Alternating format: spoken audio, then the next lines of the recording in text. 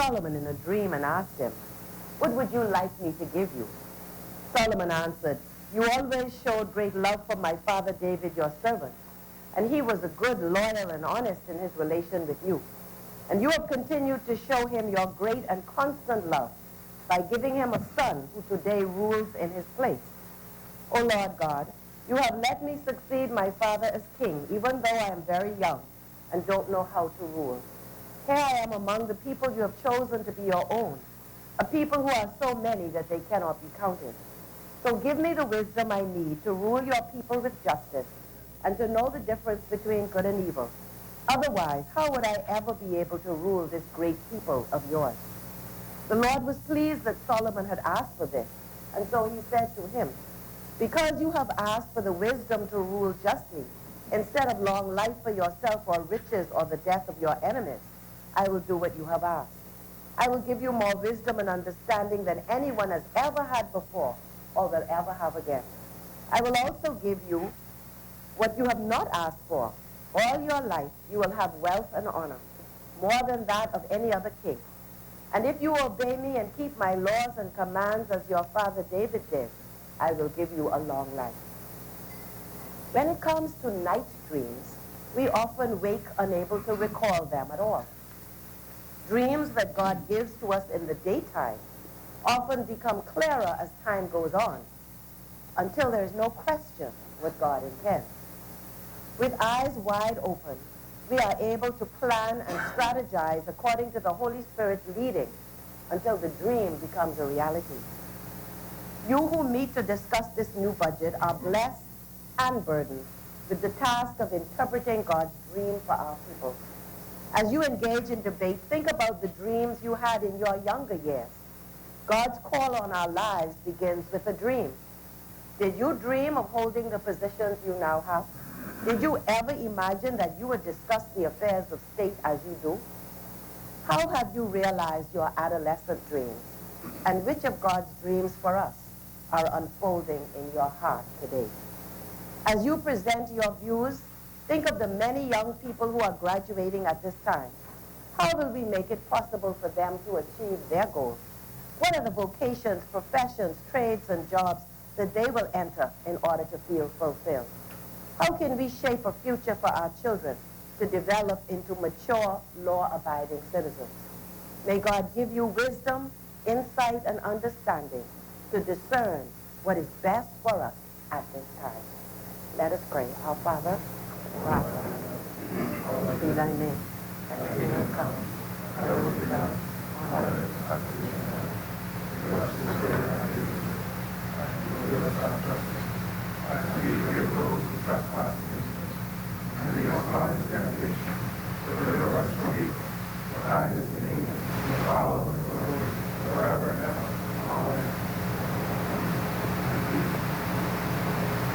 Amen.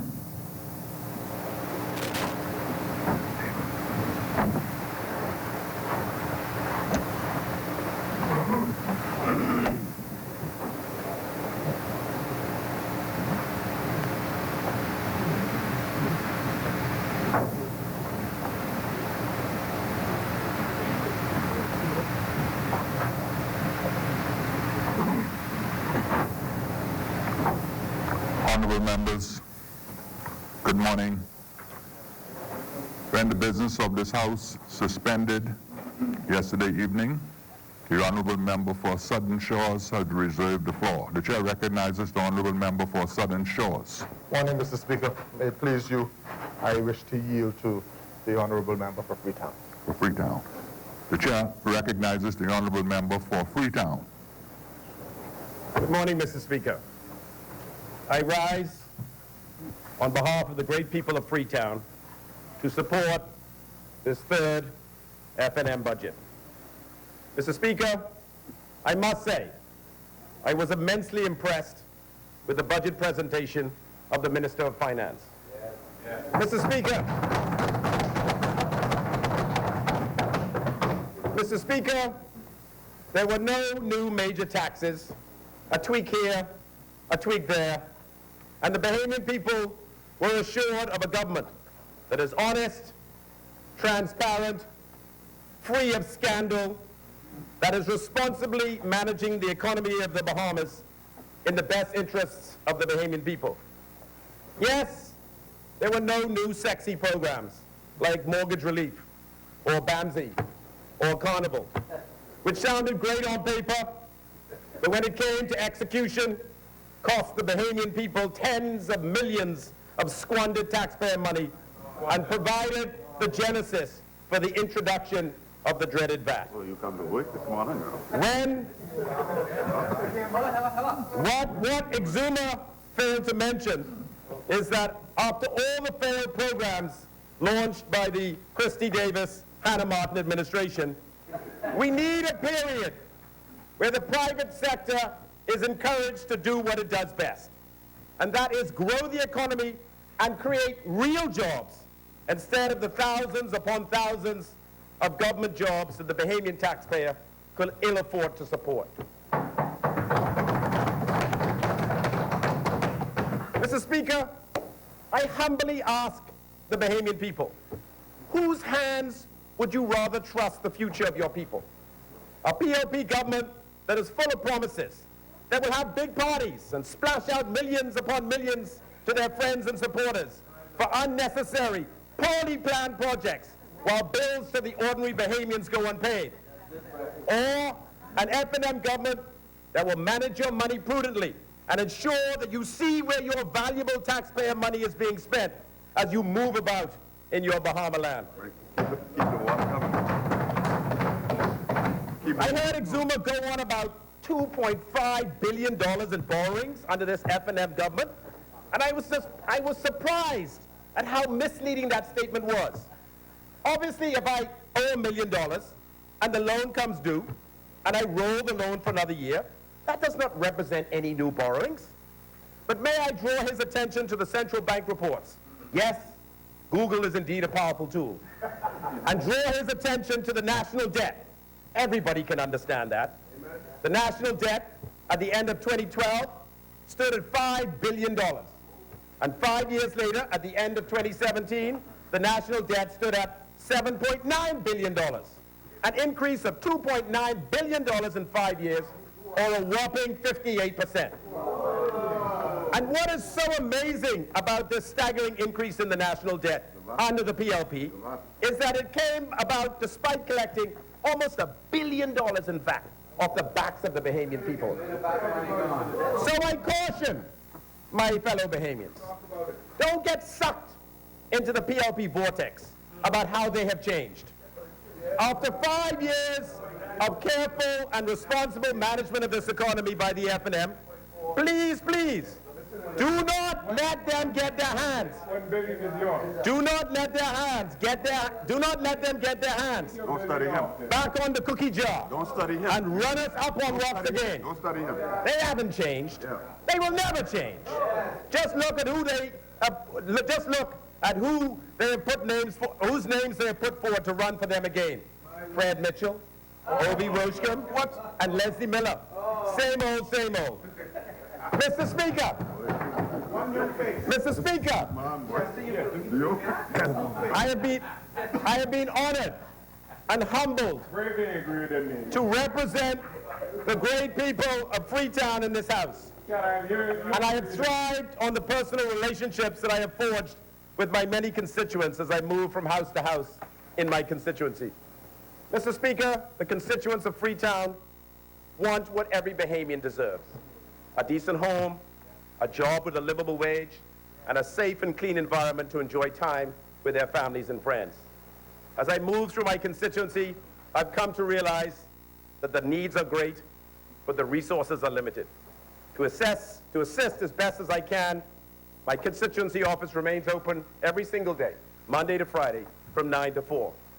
I've also continued my Freetown Business Empowerment Program, and I'm delighted to report that I have sponsored over 150 would-be entrepreneurs through this program. The constituents have attended various seminars and workshops to help them start and grow their businesses. Most recently, I hosted an accounting seminar for small businesses at the Uriah McPhee Primary School on Kemp Road, which was very well attended. Mr. Speaker, my Jobs Assistant Program has also been very successful. Basically, I help constituents build their resumes and apply for jobs, online or otherwise.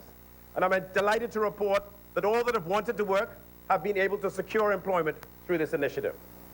Mr. Speaker, I have continued to support the young people in Freetown with a weekly after-school art program at the Uriah McPhee Primary School, and I have sponsored a number of Freetown constituents to be a part of the Swift athletic track team, all of whom have done remarkably well, some even getting scholarships to go away. While the larger Junkanoo groups continue to achieve success, I continue to steadfastly support the Fancy Dancers Junkanoo group from Kemp Road. And I've been delighted with their success during the Christmas and New Year's Day parades. Mr. Speaker, I know that crime of late has been a huge concern to the residents of Freetown. My discussions with the Royal Bahamas Police Force have led to a greater presence on the ground, and more cameras are being installed to deter would-be criminals. But I encourage the young men of Freetown, please, settle your differences with your mouth and not with a gun. Killing your friend, your neighbor in the heat of the moment has lasting effects on the children and family of the deceased and will inevitably lead to you being brought before the courts. So take it easy. Calm things down. And reason, man, reason. Finally, Mr. Speaker, as we move into the new budget year, I will be directing most of my resources this year into local parks in the community and the building of a community center near the Anstown Clinic with the help with the Minister of Mount Moriah, member from Mount Moriah. Once again, Mr. Speaker, I am humbled and honored to represent the good people of Freetown in this place, and I promise to remain faithful to their cause. Mr. Speaker, I was delighted to see my colleague minister, the member for East Grand Bahama, admit last week that the Bahamas continues to be on fire in the tourism sector. With a level of performance that is translated into positive economic growth for the Bahamas, which will always remain our #1 priority in the Ministry of Tourism. Ever since I was appointed Minister of Tourism, some 2 short years ago, the tourism sector has boomed.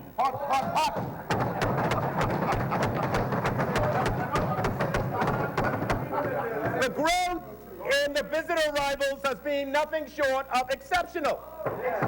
In fact, I deemed 2008 as a historic year for the Bahamian economy. 2018, sorry. In that 6.6 million foreign visitors made the Bahamas their vacation destination, the most foreign visitors to come to the Bahamas in any one year in the history of this country. In 2017, 6.1 million visitors, foreign visitors, came to the Bahamas. So almost 500,000 more visitors came to the Bahamas in 2018 versus 2017. And they call you lying. Yeah. Mr. Speaker, if you delve into the numbers, as I am minded to do, given my accounting background, you will see that the Bahamas was firing on all cylinders in the tourism sector in 2018. If one were to look at the cruise stats, for example, the Bahamas received almost 4.9 million cruise passengers, or just over 13,000 every single day. Approximately half of those 4.9 million cruises were on itineraries that made 2 or 3 stops in the Bahamas. So those 4.9 million cruise passengers made 7.3 million visits to various destinations in the Bahamas in 2018, or 20,000 visits every single day. Never in the history of the Bahamas did we receive as many cruise passengers as we did in 2018. And remember, Mr. Speaker, I stopped the payment of any rebates to the cruise companies to bring cruise passengers to Nassau. And guess what, Mr. Speaker? They kept on coming. That should save the taxpayer $12 million a year. It is amazing, Mr. Speaker, what happens when you get business people with sense running your government. But most importantly, Mr. Speaker, our stopover visitor arrivals were off the chain in 2018. Stopover visitor arrivals generally come to the Bahamas by air. Take a taxi to the hotel, stay 3 to 4 nights in a hotel, shop in our stores, dine in our restaurants, gamble in our casinos, and go on an excursion, touching Bahamians time and time again. We love cruise passengers, but we love stopover passengers even more. since our studies reveal that they spend 20 times more than a cruise passenger. So when I stand here today and say that our stopover passengers grew by over 220,000 in 2018, or a whopping 16.7% when compared to 2017, Mr. Speaker, that is significant. Once again, Mr. Speaker, never in the history of the Bahamas did we have as many stopover visitors as we did in 2018. So a record in cruise visitors, and now a record in stopover visitors. Now you understand, Mr. Speaker, why I was named Caribbean Tourism of the Year in 2018.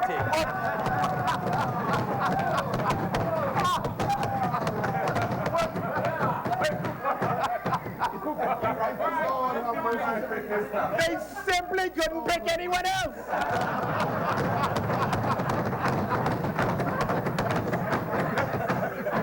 Nobody better. Nobody better. You know what I mean? In 2018, globally, tourism visits increased by 6% to 1.4 billion visits. So the world grew by 6%, and the Bahamas grew by 16.7%.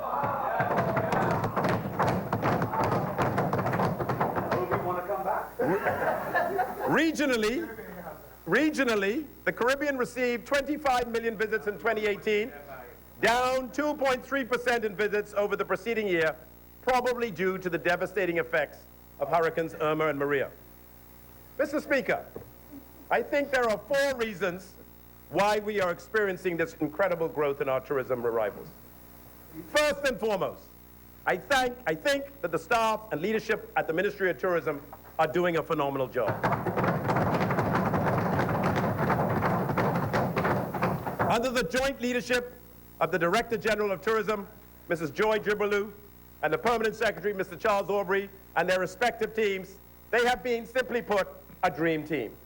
I've allowed them to use their vast knowledge and experience to take risks, go with their gut, and just get on with the business of growing our tourism arrivals.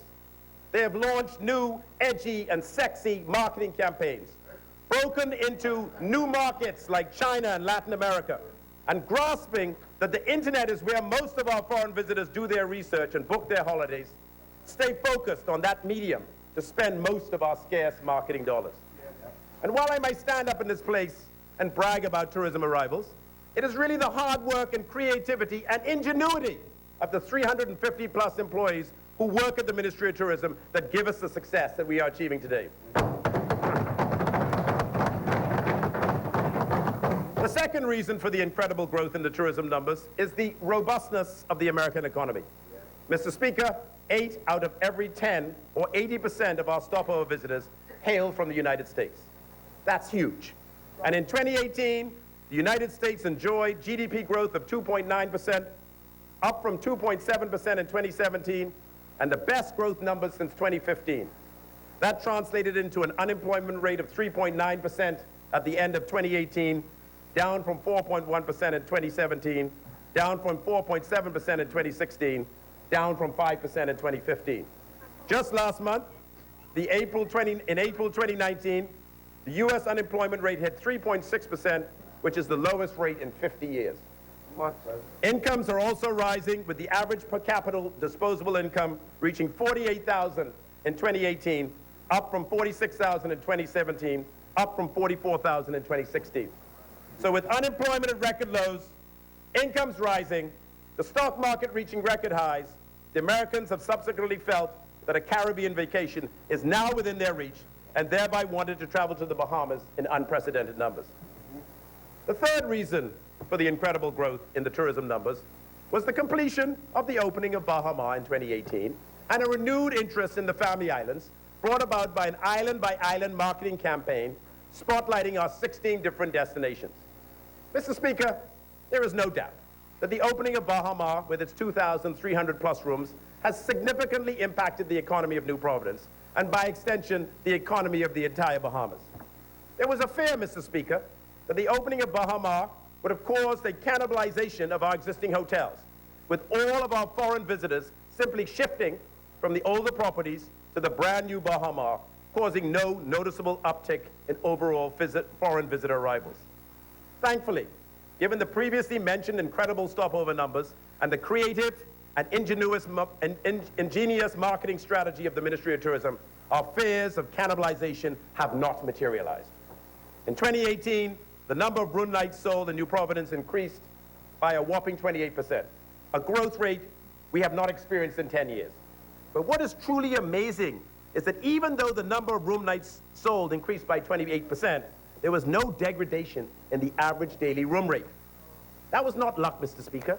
That took, once again, creativity and ingenuity. In fact, quite remarkably, the average daily rate in New Providence managed to increase by 4.7%, despite the vast increase in the supply of rooms. That can only be attributed to the combined efforts of the marketing teams from the respective hotel properties, the Nassau Paradise Island Promotion Board, and the Ministry of Tourism, who combined spent well over $60 million keeping the islands of the Bahamas, and specifically Nassau, front and center in the minds of the traveling public. In addition, even though Nassau received 188,000 or 19.2 more stopover visitors in 2018 versus 2017, many of the Family Islands recorded remarkable increases as well. Abaco, our second largest destination for stopover visitors, recorded 16,000 or 15.2% more in 2018 versus 2017. Eleuthera recorded 13,000 or 26.8% more in 2018 versus 2017. And I heard your presentation yesterday. You got a problem. You got too many people. Overall, the Family Islands. Send them to Exuma. Overall, the Family Islands received almost 390 foreign visitors in 2018, another record, up from 356 in 2017, and based upon our preliminary numbers for 2019, and barring no weather calamities, we expect to burst through the 400,000 barrier this year as our foreign visitors in more and more numbers discover the beauty of our Family Islands and return time and time again, telling more and more of their friends along the way. The fourth reason for the increase in the tourism numbers in 2018 was tragically caused by Hurricanes Irma and Maria in October 2017. Those monster storms caused widespread damage to a number of islands in the southern and eastern Caribbean, allowing visitors that would have typically visited those islands to divert to the Bahamas. I remember speaking to a marina operator recently, and he commented that business in 2018 was the best it had ever been. Persons who had historically gone south with their yachts were giving the Bahamas a second look and falling back in love with the beauty and diversity that the Bahamas has to offer with its wide array of gorgeous islands and keys. So, Mr. Speaker, what do all these incredible numbers mean for the average Bahamian? More employment opportunities and more money in their pockets at the end of the week. With more and more foreign visitors coming to the Bahamas each and every week, I've been approached by taxi drivers telling me to keep up the good work because they are busier than before. Hotel workers are getting more in gratuities. Restaurant workers are making more in tips. Beach vendors, straw vendors. There is no doubt, Mr. Speaker, that there is more and more money circulating in the economy. I conservatively estimate, Mr. Speaker, that the increase in foreign visitors in 2018 led to at least $350 million of additional spending in our economy over 2017. Mr. Speaker, that is very good news for the Bahamian people. Very good news indeed. In addition, Mr. Speaker, when we came to office in May 2017, there were 200,155 employed persons in the Bahamas. At the last labor force survey completed in November 2018, there were 210,560 employed persons in the Bahamas. Mr. Speaker, under this F&M administration, in the first 18 months of being in office, just over 10,000 new jobs have been created for Bahamians, which, given the robustness of our tourism sector, I am not in the least bit surprised. In short, Mr. Speaker, spending is up and employment is up. We are doing what the Bahamian people sent us here to do. I note with caution, therefore, the rumblings of industrial action coming from the hotel sector. I implore both sides to negotiate in good faith.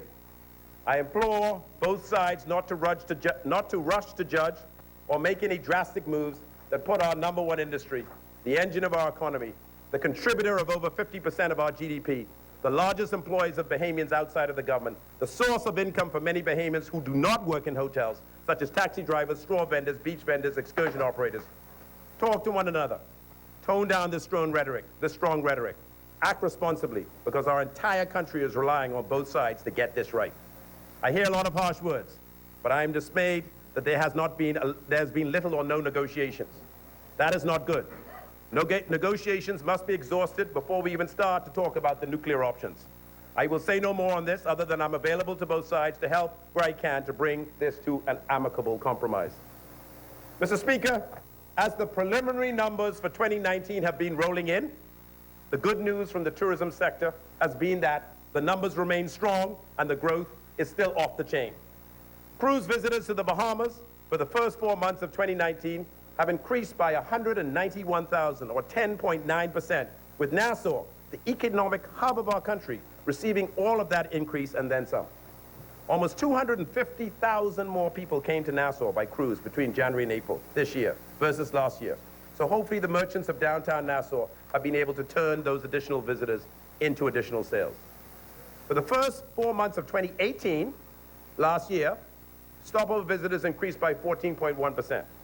Well, Mr. Speaker, stopover visitors for the first 4 months of 2019 increased by another 17.7%, on top of the 14.1% from last year. Cooking with gas, Mr. Speaker, cooking with gas. And the good news is going all around so far this year. For the first 4 months of 2019, Nassau is up a whopping 21.5%, on top of the 16.5% from last year. Abaco is up 6.9%, on top of the 19.2% from last year. Eleuthera is up a whopping 17.9%, on top of the 27.2% from last year. Exuma has rebounded nicely, up 20.1%, coming off a small 2.1 decrease from 2018. San Salvador, mainly Club Med, is up 3%, on top of the 13.5% from 2018. Mr. Speaker, Bimini's air arrivals declined by 29% for the first 4 months of 2019, on top of a 1.7% decline in 2018, which we know can be attributed in part to Bahamas Air's recently discontinued air service to that island. This shows how important airlift into our family islands is for their viability as a tourism destination, and why my ministry must continue to persevere on this front. The good news for Bimini is, however, that Virgin Cruises will be coming to that island in April 2020. Their brand new ship will bring 2,700 passengers 78 times a year. Resorts World is currently building a beach club to provide a beach experience for these visitors. But I encourage the residents of Bimini, and specifically, and Bahamians in general, to prepare to offer these new visitors excursions and other opportunities to experience all that Bimini has to offer. Although Grand Bahama continues to struggle with stopover visitors flat and cruise passengers down 24% when compared to last year, it is anticipated that with the new investments due to become operational within the next 24 months, Grand Bahama will soon rebound. Negotiations with the Royal Caribbean and the ITM Group are continuing within the agreed schedule, and I am advised that all is going well. Obviously, there are some tough negotiations to take place, but indications from the Royal Caribbean side are that we should be optimistic that this deal will happen. In addition, negotiations with Carnival are also progressing, and we remain optimistic about a positive outcome as well. Mr. Speaker, things are looking up for Grand Bahama with both of these deals in play. But I don't want to pop the champagne yet. Let us get the deals done so that we can show the naysayers who said that we should not buy the hotel how wrong they were. The F&M government cares deeply. The F&M government cares deeply about the people of Grand Bahama. And as the member of Kalani has said time and time again, we cannot fix the economy of the Bahamas until we fix the economy of Grand Bahama. As a result, we are singularly focused on getting these deals done. Mr. Speaker, how times have changed in the tourism business. Many moons ago, we would all go to the travel agent to book our holidays and get our tickets. Well, Mr. Speaker, as you well know, many of our potential foreign visitors now use online booking engines to do their research about a potential destination and then pay for their holidays online. We estimate that 70% of Americans, who make up 80% of our foreign visitors, now book their holidays entirely online. As a result, Expedia is now the largest producer of foreign visitors to the Bahamas. And the incredible benefit of these online booking engines is they provide the Bahamas with a wealth of information about our customers. For example, they have reported that 1 in 3 booking transactions are now done via the mobile phone using an app. Bookings using mobile apps grew nearly 50% in 2018, with Puerto Rico, the United States, the Bahamas, and Spain reporting the highest growth in mobile demand for the full year 2018. Imagine that, Mr. Speaker. The Bahamas, Spain, and the US in the same sentence for the highest growth levels in a tourism offering. Expedia has also reported the demand for luxury and upscale accommodations is on the rise, with Bahamas 4-star properties stays representing 75% of all packages booked. These packages, including the 4-star property stays among US travelers, is showing a 65% increase year over year, and among Canadian travelers, a 160% increase, and for the UK, an almost 40% increase year over year. Mr. Speaker, Canada has been our best performing market in terms of year-on-year growth, with arrivals up 14% in 2018 and with forward bookings ahead by 23% from April to June of this year. Canada's market growth is ungirded by improved air capacity to Nassau by Air Canada and WestJet from Toronto, which increased 32% in March of this year, supported by extensive consumer and trade marketing. Advanced bookings from the US are tracking positively as a reflection of the continued strong demand, particularly from the Atlanta hub by Delta to Nassau, and year-over-year business by Delta grew 41% into North Eleuthera, 39% into Abaco, and 9% into Exuma. The increase in demand also resulted in an extension of seasonal daily winter flights from Detroit to Nassau. Mr. Speaker, a similar pattern has emerged with American Airlines, which dominates share of market by carriers to the Bahamas. American recently added a second daily flight from Dallas to Nassau, and new non-stop weekend flights from Charlotte into Marsh Harbor and North Eleuthera. The airline will add the third daily flight into Nassau from Miami in its summer schedule. Mr. Speaker, Silver Airways, with a 47% share of our market, Family Island market, has emerged as the largest supplier of international seat capacity into the Family Islands. Silver plans robust increases in seat capacity to Exuma, Abaco, and Eleuthera from Florida gateways, and the national flag carrier Bahamas Air also plans an additional flight into Freeport from Fort Lauderdale this summer. Demand also continues to trend positively in Europe. Based on the successes of its programs in 2017, Alpitour continued to operate its charter from Milan into Grand Bahama in 2018. They had increased the number of weeks for the program and plan a continuation into 2019. Mr. Speaker, in the coming fiscal year, the Ministry of Tourism will continue its objective of improving the competitiveness of our tourism industry and laying the foundation for more sustainable livelihoods for Bahamians.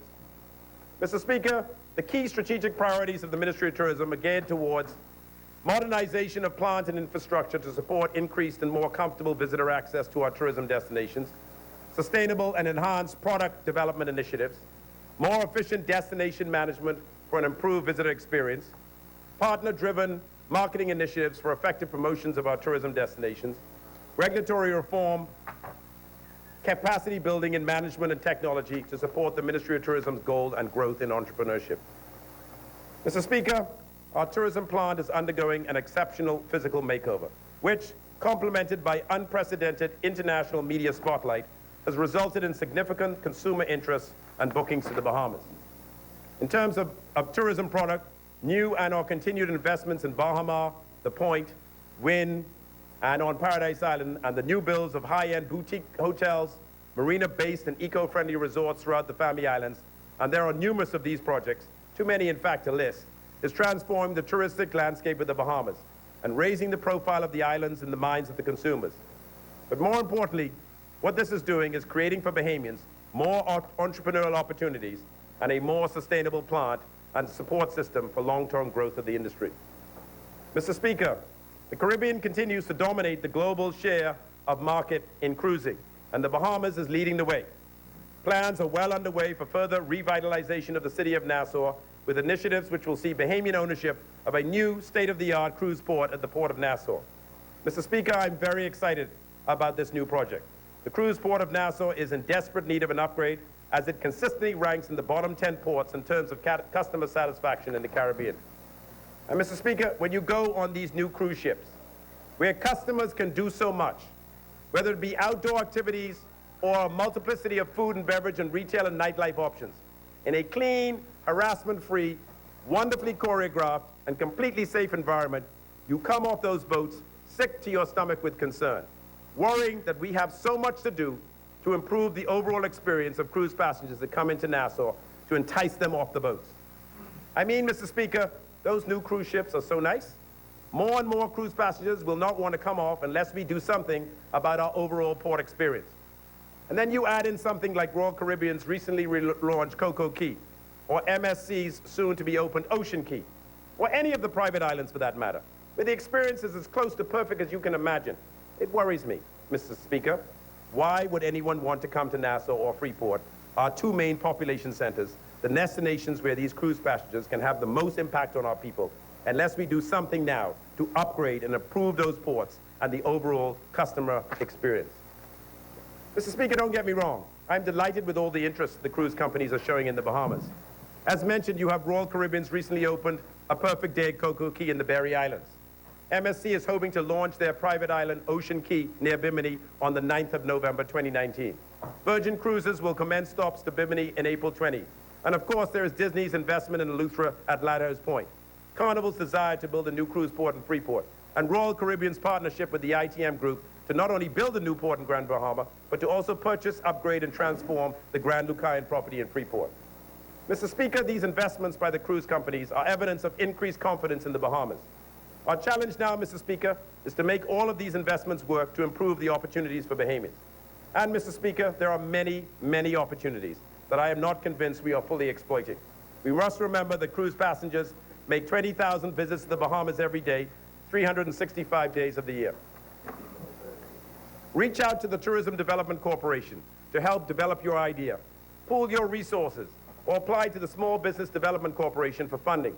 Reach out to your friends and family and well-off Bahamians willing to fund startups. Just figure out a way to capitalize on the amazing job that the Ministry of Tourism is doing to attract so many visitors to our country, and then get on with it.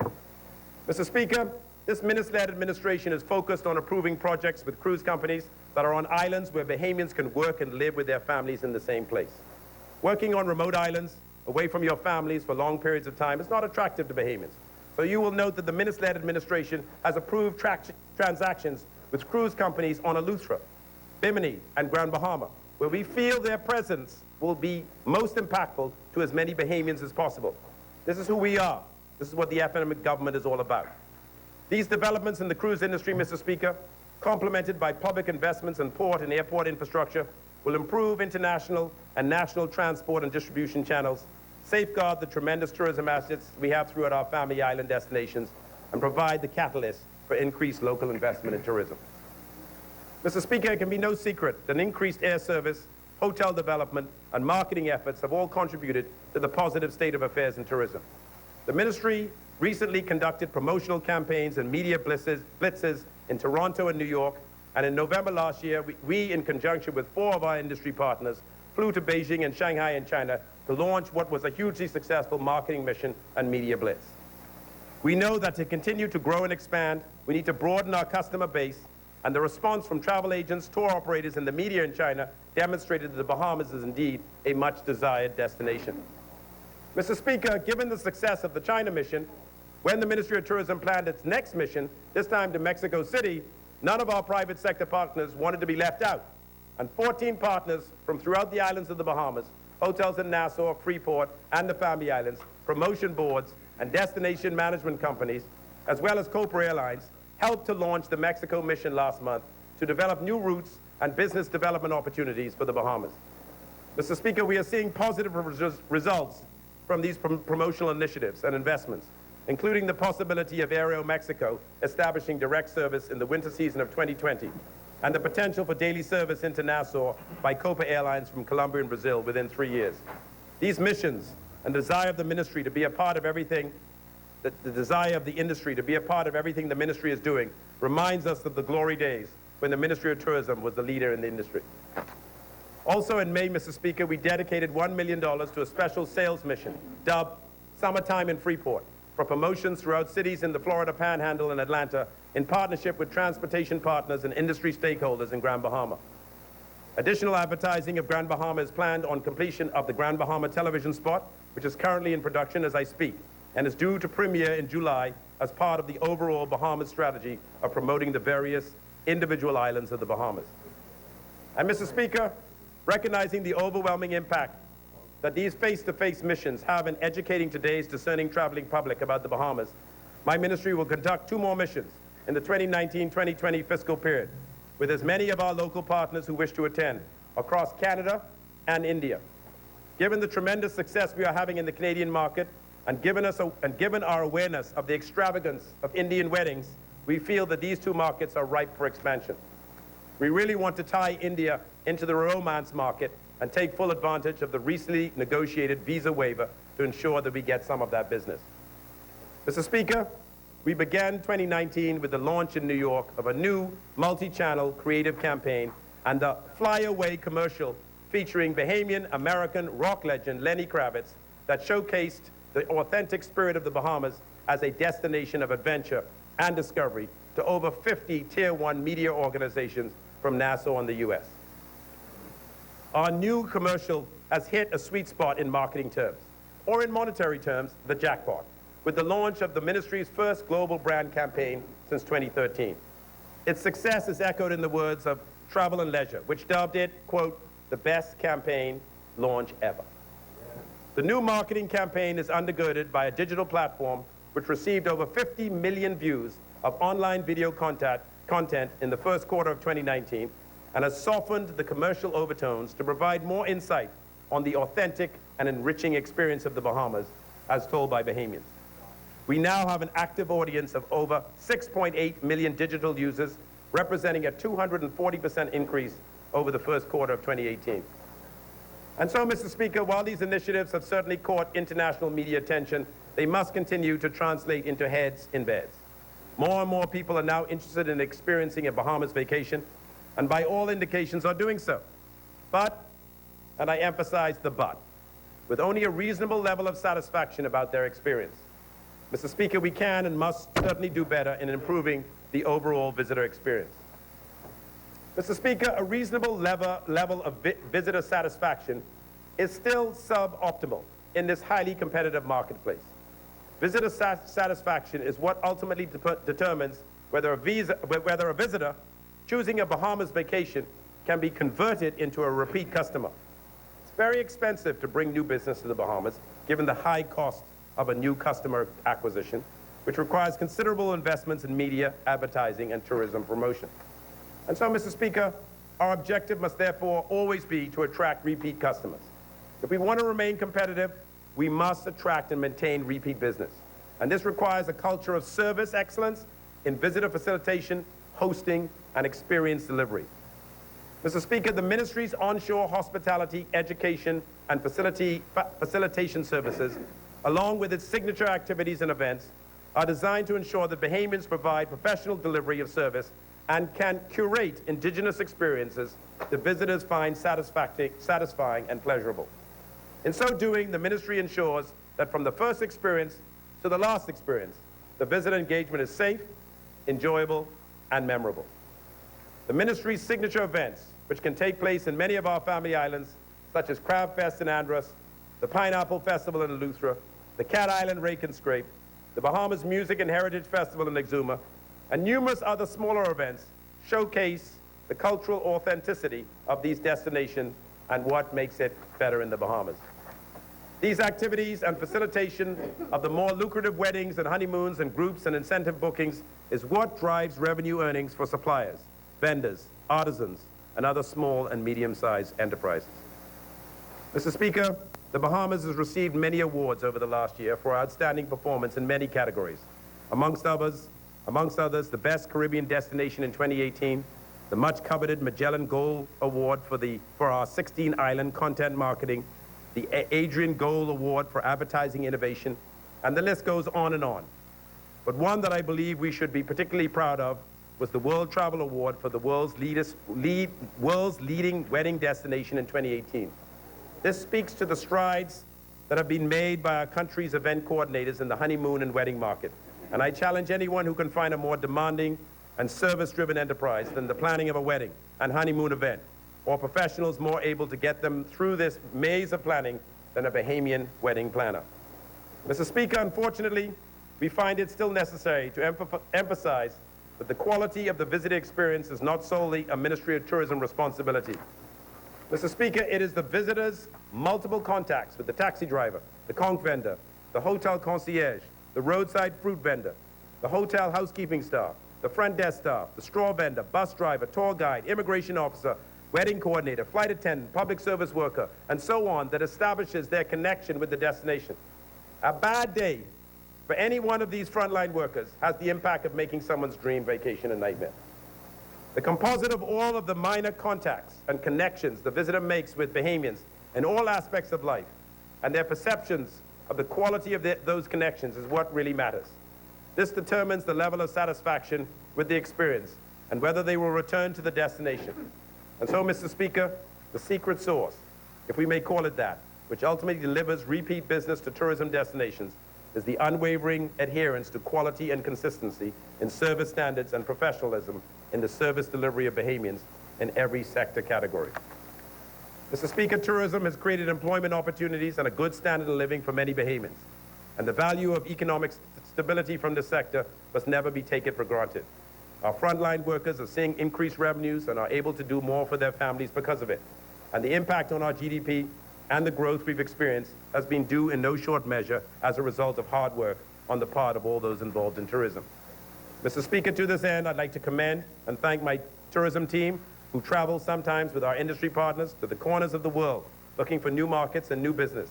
Our sales and marketing teams must make convincing pronouncements about the beauty of the country, friendliness of the Bahamian people, the quality of our offering, and substantiate reasons why the Bahamas should be the destination of choice, and then must work with airline partners and others to solve any problems of air accessibility. For this, we'd like to thank all of our airline and strategic partners for their valued contributions to our efforts. While it may appear glamorous, there is a tremendous amount of data gathering, planning, budgeting, coordination, and execution that must be done to the highest international standards by our teams in order to effectively compete in this arena. Our priority for the next fiscal will be to continue our efforts in positioning the Bahamas as a leader on multiple fronts in the Caribbean region and by reinforcing the unique brand reputation we have established in the marketplace. And so, Mr. Speaker, we are unique. Unlike our competitors who promote one island, we are tasked with promoting 16. Therefore, it cannot be overemphasized that our tourism budgets alone could never be sufficient to influence the travel decisions of prospective visitors. The beauty of our islands, the richness of our cultural offering, the competitive pricing of our product, and the pride of place, which our people must demonstrate in their actions, is ultimately what will close the deal and bring visitors coming back to our shores. Mr. Speaker, retaining product quality and standards of operation will require constant modernization of policy and regulatory frameworks to meet changing visitor needs and market trends such as the emergence of the sharing economy, as well as revenue enhancement. This is certainly an area which needs more attention, not just in the Ministry of Tourism, but throughout government. Many of our policies are outdated, with little change to regulatory regimes after almost 50 years of tourism experience. For example, Mr. Speaker, the Hotels Act, which articulates regulatory oversight for the accommodation sector, was established in 1970, with few amendments to the Act since its inception. The Ministry is currently in consultation with the Office of the Attorney General on review of legislative amendments to the Act and to the tax and fee structure, reporting mechanisms, and penalties under the Act. In addition, Mr. Speaker, my ministry is giving significant focus and attention to a vacation home rental bill to provide for the proper regulation of vacation rental properties. It is anticipated, Mr. Speaker, that this regulatory framework will facilitate development of the model for future expansion of the sharing economy in the Bahamas and provide new avenues for Bahamians interested in getting into the tourism industry. It is the ministry's intention, through automation of the accommodations, licensing, and registration, to bring a higher level of efficiency to these processes, in keeping with the government's commitment to improve the ease of doing business in the Bahamas. This will also bring about more standardization and consistency of enforcement across all of our family islands and ensure additional support to local government administrators and district councils involved in licensing and governance. In addition, Mr. Speaker, you will have noted in the Value-Added Tax Amendment Bill 2019 that it is the intention of the government to commence the collection of VAT on vacation home rentals. Mr. Speaker, I've been talking about this for some time in the local media, so it should have come as no surprise that the government intends to begin the collection of VAT from this revenue source. Mr. Speaker, permit me to outline how VAT on vacation home rentals will be charged and collected. If you use what we refer to in the bill as a marketplace to facilitate the rental of your vacation home and the collection of rental income, then that marketplace will be required to charge the guest 12% value-added tax on the rental and other fees charged and remit those funds directly to the Inland Revenue Department. So let us assume you list your vacation home on Airbnb or HomeAway, an electronic marketplace. Every time a guest agrees to rent your place, Airbnb or HomeAway will collect value-added tax on the rental and send that tax revenue directly to Inland Revenue. Conversely, if you decide to use a property manager or a friend of a friend to rent the home for you, then they too will be required to collect that and remit it to Inland Revenue on your behalf. As the owner of the home, you will not be required to fill out any forms, make any filings, or pay any VAT, since the marketplace will do that on your behalf. Mr. Speaker, there's been some talk about why we are charging VAT on vacation home rentals. First and foremost, Lord knows we need the tax revenue. But more than that, we feel the foreign visitors who use our vacation homes are also the beneficiaries of our tourism infrastructure and should contribute something to its maintenance and upkeep. Roads, police, marketing, healthcare, ports, airlift are all costs that all foreign visitors to hotels contribute towards through the payment of the 12% VAT plus a 10% promotional levy charged on their room rates. Well, the government now feels that those foreign visitors who do not use the hotels should start to contribute to the tourism infrastructure in some meaningful way, given the exponential growth in this market. In addition, a casual glance of other destinations serviced by these Airbnb-type marketplaces will show that Americans, from whom we receive 80% of our foreign visitors, are very much used to paying some sort of tax on their vacation home rental. In Miami, for example, all rentals under 6 months, i.e. short-term rentals, must pay the 7% Florida sales tax, plus a 6% short-term transient rental tax. That's 13%. Two further points to note on this topic, Mr. Speaker. First and foremost, if you do not use a marketplace and simply rent your vacation home on your own, using, for example, your own homegrown website that only handles your property, then you will not have to charge and collect VAT if you do not earn over $100,000. Second, there's a transitional period embedded in the legislation for the commencement of VAT on vacation homes. The payment of VAT on all vacation homes will not commence until the 1st of October 2019. Mr. Speaker, much of what we do at the Ministry of Tourism is reliant on our knowledge of our customer base and their travel and spending habits, and the ability to implement data-driven decision-making based on key findings. This information influences paid digital marketing, social media inputs, website content development, and overall digital market share. Data mining and analytics then drives our planning, marketing, and research efforts. Mr. Speaker, during 2018, the ministry invested $1 million in a new platform known as Island Trends, which basically involved the taking of all of the immigration cards from 2010 onwards, completed by all arriving passengers, and scanning the responses into a cutting-edge analytics database. The information we have gleaned from this system has been tremendously helpful in determining where and how much to invest our scarce marketing dollars and where to push for additional airlift to meet growing customer traffic from new markets. Mr. Speaker, in the upcoming fiscal, funding will be allocated for further research to support surveys on direct and induced expenditure occurring in the industry, which is a supplemental component to the tourism satellite account, the international standard for the measurement of GDP derived from tourism. Mr. Speaker, technological development is at the forefront of the trade war between the superpowers and the economic agenda of developed and developing economies around the world. The United Nations World Tourism Organization has as a key objective the digitalization of tourism, and this is expected to maximize the potential of the sector in economic growth, job creation, and sustainable development. It should therefore come as no surprise that 5G represents the game-changing evolution of the digital infrastructure on which the global tourism industry operates. And in the coming years, those small and medium-sized enterprises that seek to integrate this technology into their business operations will maintain competitiveness and remain relevant in the global marketplace. Therefore, Mr. Speaker, this administration's mandate and plans for improving digital infrastructure are indeed critical for the future growth of the Bahamas tourism industry and will assist us in providing the necessary support to tourism SMEs in their marketing of local products and services. Mr. Speaker, our mandate is clear. Although the Minister of Finance is projecting a slowdown in the global economy, which will certainly have an impact on our tourism business, the reality is the growth that we have seen over the last 2 years will be difficult to sustain at that scale because we are limited by room inventory, development, and finances. Mr. Speaker, the goal of the ministry, however, is to maintain current growth levels and meet regional growth forecasts. In addition, working with our industry partners and all tourism stakeholders, we will continue to work assiduously towards ensuring that we create the best visitor experience possible to secure the important business from repeat visitors. We will continue to press on with strategies to improve our competitiveness and make the Bahamas an attractive proposition for vacationers. We will endeavor to further increase efficiency in our operations, and we will continue to create stories for the family islands, Abaco, Exuma, Andros, and Grand Bahama, that reflect the richness of the product offering and showcase their uniqueness on the world stage, and which we know resonates so strongly with today's traveler. Just 9 months ago, I received approval to launch the Tourism Development Corporation, whose purpose was to create linkages between our growing tourism market and our domestic economy, with the intention of allowing tourism to impact the lives of more ordinary Bahamians. Specifically, the Tourism Development Corporation, or TDC, has been set up to regulate and foster the growing domestic tourism industry and empower Bahamians as stakeholders in this, our most important economic sector, a significant paradigm shift from the past, where Bahamians typically played a more subordinate economic role.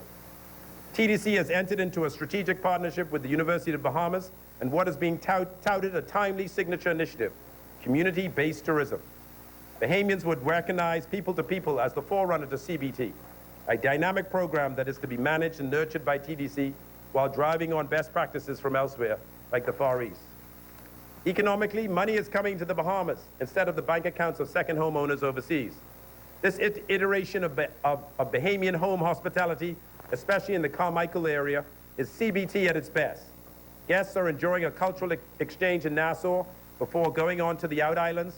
Local hosts are preparing meals for guests, providing round-trip transfers to the airport, provisioning starter groceries for the rental, and guests are reciprocating with gifts sent from afar and treating their hosts to final night dinners at their expense. People are being exposed to tourism in a way that was almost impossible before, and we are experiencing the distribution of income and the improved quality of life that was always desired. Corporately, CBT has spurred tremendous interest from the IDB, who has rushed to offer an electronic payment solution, the Bank-in-a-Box module, offered by MasterCard, designed to make it easier for entrepreneurs, especially those servicing the cruise passenger, to be able to conduct business. I hope that a pilot program will be rolled out in Q1, August/September 2019 in Bimini, in anticipation of its transformation into a cruise port by year-end and the arrival of Virgin Voyages in March 2020. Given the bank's exodus from the Family Islands, this program is intended to be rolled out in the other islands as well. Shore experiences are being revamped and refreshed with the guidance of industry partners like Global Ports, Virgin Voyages, Royal Caribbean, and Airbnb that are all seeking more experiential activities for the 2020 visitor. Bahamians will receive macro-level insights into what's trending and the criteria needed to qualify for onboarding these dynamic experiences platforms. Experiences being sought are high-end luxury experiences, out-island experiences, boutique hotel experiences, spiritual and wellness experiences, social impact experiences, including charities, adventurous experiences, university and even tech startup experiences, food experiences, ancestry-oriented experiences, domestic market experiences. TDC is facilitating the Corporation of the Bahamas Authentic Shore Experiences Limited. As the name suggests, tours and activities are intended to be unique, sustainable, and compelling to enhance the visitor experience and spur purchases. We are building capacity that the cruise lines and tour operators will, over time, develop a degree of comfort. Working with BASC and Bahamian entrepreneurs are empowered. Mr. Speaker, I'm excited about the purpose and goals of the TDC. So much of the dollar spent by our foreign visitors in the Bahamas ends up going right back out of the country. And we need an arm of the government that is focused exclusively on nurturing and growing the linkages between the lucrative and all-important tourism sector and ordinary Bahamians. In the 2 short years that I've been in this position as Minister of Tourism, I've been overwhelmed by the multitude of opportunities in the tourism sector that are going untapped by Bahamians. Mr. Speaker, I challenge my fellow Bahamians, especially those that have an interest in or an affinity for business, to seriously look at the tourism sector. Yes, more and more Bahamians are getting involved in the tourism sector by renting their homes, but there are so many more opportunities that exist in providing experiences that are not being currently exploited. If you're interested in finding out or taking advantage of these opportunities, I invite you, my fellow Bahamians, to come into the Tourism Development Corporation to flesh out your idea, gain access to those critical decision makers that will help you grow your business and give you the push to launch your new business.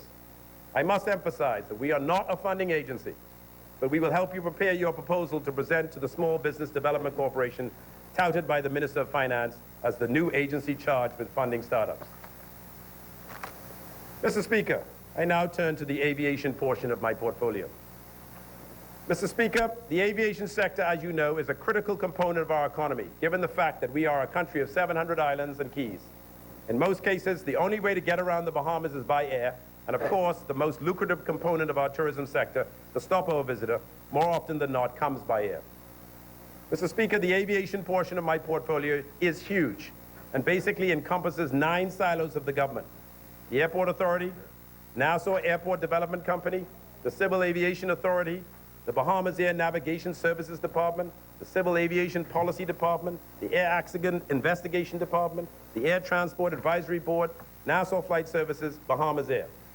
In addition to the management and oversight of these 9 entities, the government has identified certain priorities in the aviation sector, which are: 1, the construction of new airports in Exuma, North Eleuthera, Long Island, and Great Harbor Key, using the public-private partnership model where possible. 2, the development of a world-class aircraft registry. 3, the monetization of our sovereign airspace through the introduction of overflight fees. 4, implementation of the findings of the Stantec report as it relates to the management of Family Island airports. 5, expansion of the footprint of LPIA to facilitate the development of a passenger and cargo hub. 6, upgrade and replacement of the security and fire crash rescue infrastructure throughout the Bahamas. Mr. Speaker, for the past 20 years, the Bahamian people have changed their governments at the polls every 5 years, and with that change, the Ministry of Aviation has been tossed back and forth between transport, when the PLP are in power, and tourism when the F&M are in power. One of the disadvantages of this back and forth is that upon assuming office, I found no technical persons in place at the ministerial level who could support and help drive the vision and policy objectives of the government as it relates to aviation. I found that all the aviation entities listed above essentially operated in their own silos, without any commonality or overarching unified goal for the aviation sector in the Bahamas. And rather overwhelmingly, much of the management and day-to-day details of all of these entities and projects listed above was falling directly on the boards and minister and permanent secretary with responsibility for aviation. Mr. Speaker, as a result of this lack of technical support at the ministerial level, I decided to begin the process of setting up a standalone Department of Aviation, whose purpose will be to provide oversight to all of the government entities involved in the aviation sector, to adjudicate and resolve issues that develop between these entities, to provide a depository for all matters relating to the aviation sector, and to provide the necessary attention and focus to the government's goals and objectives in this critically important sector. Mr. Speaker, the government hired Mr. Algernon Cargill to facilitate the creation of this Department of Aviation, and while his specific knowledge about aviation may be lacking, like mine, he brings many, many years of management expertise and problem solving, and I must commend him and his team for bringing the desired level of focus to the policy objectives of the government in the aviation sector and driving them forward and onward.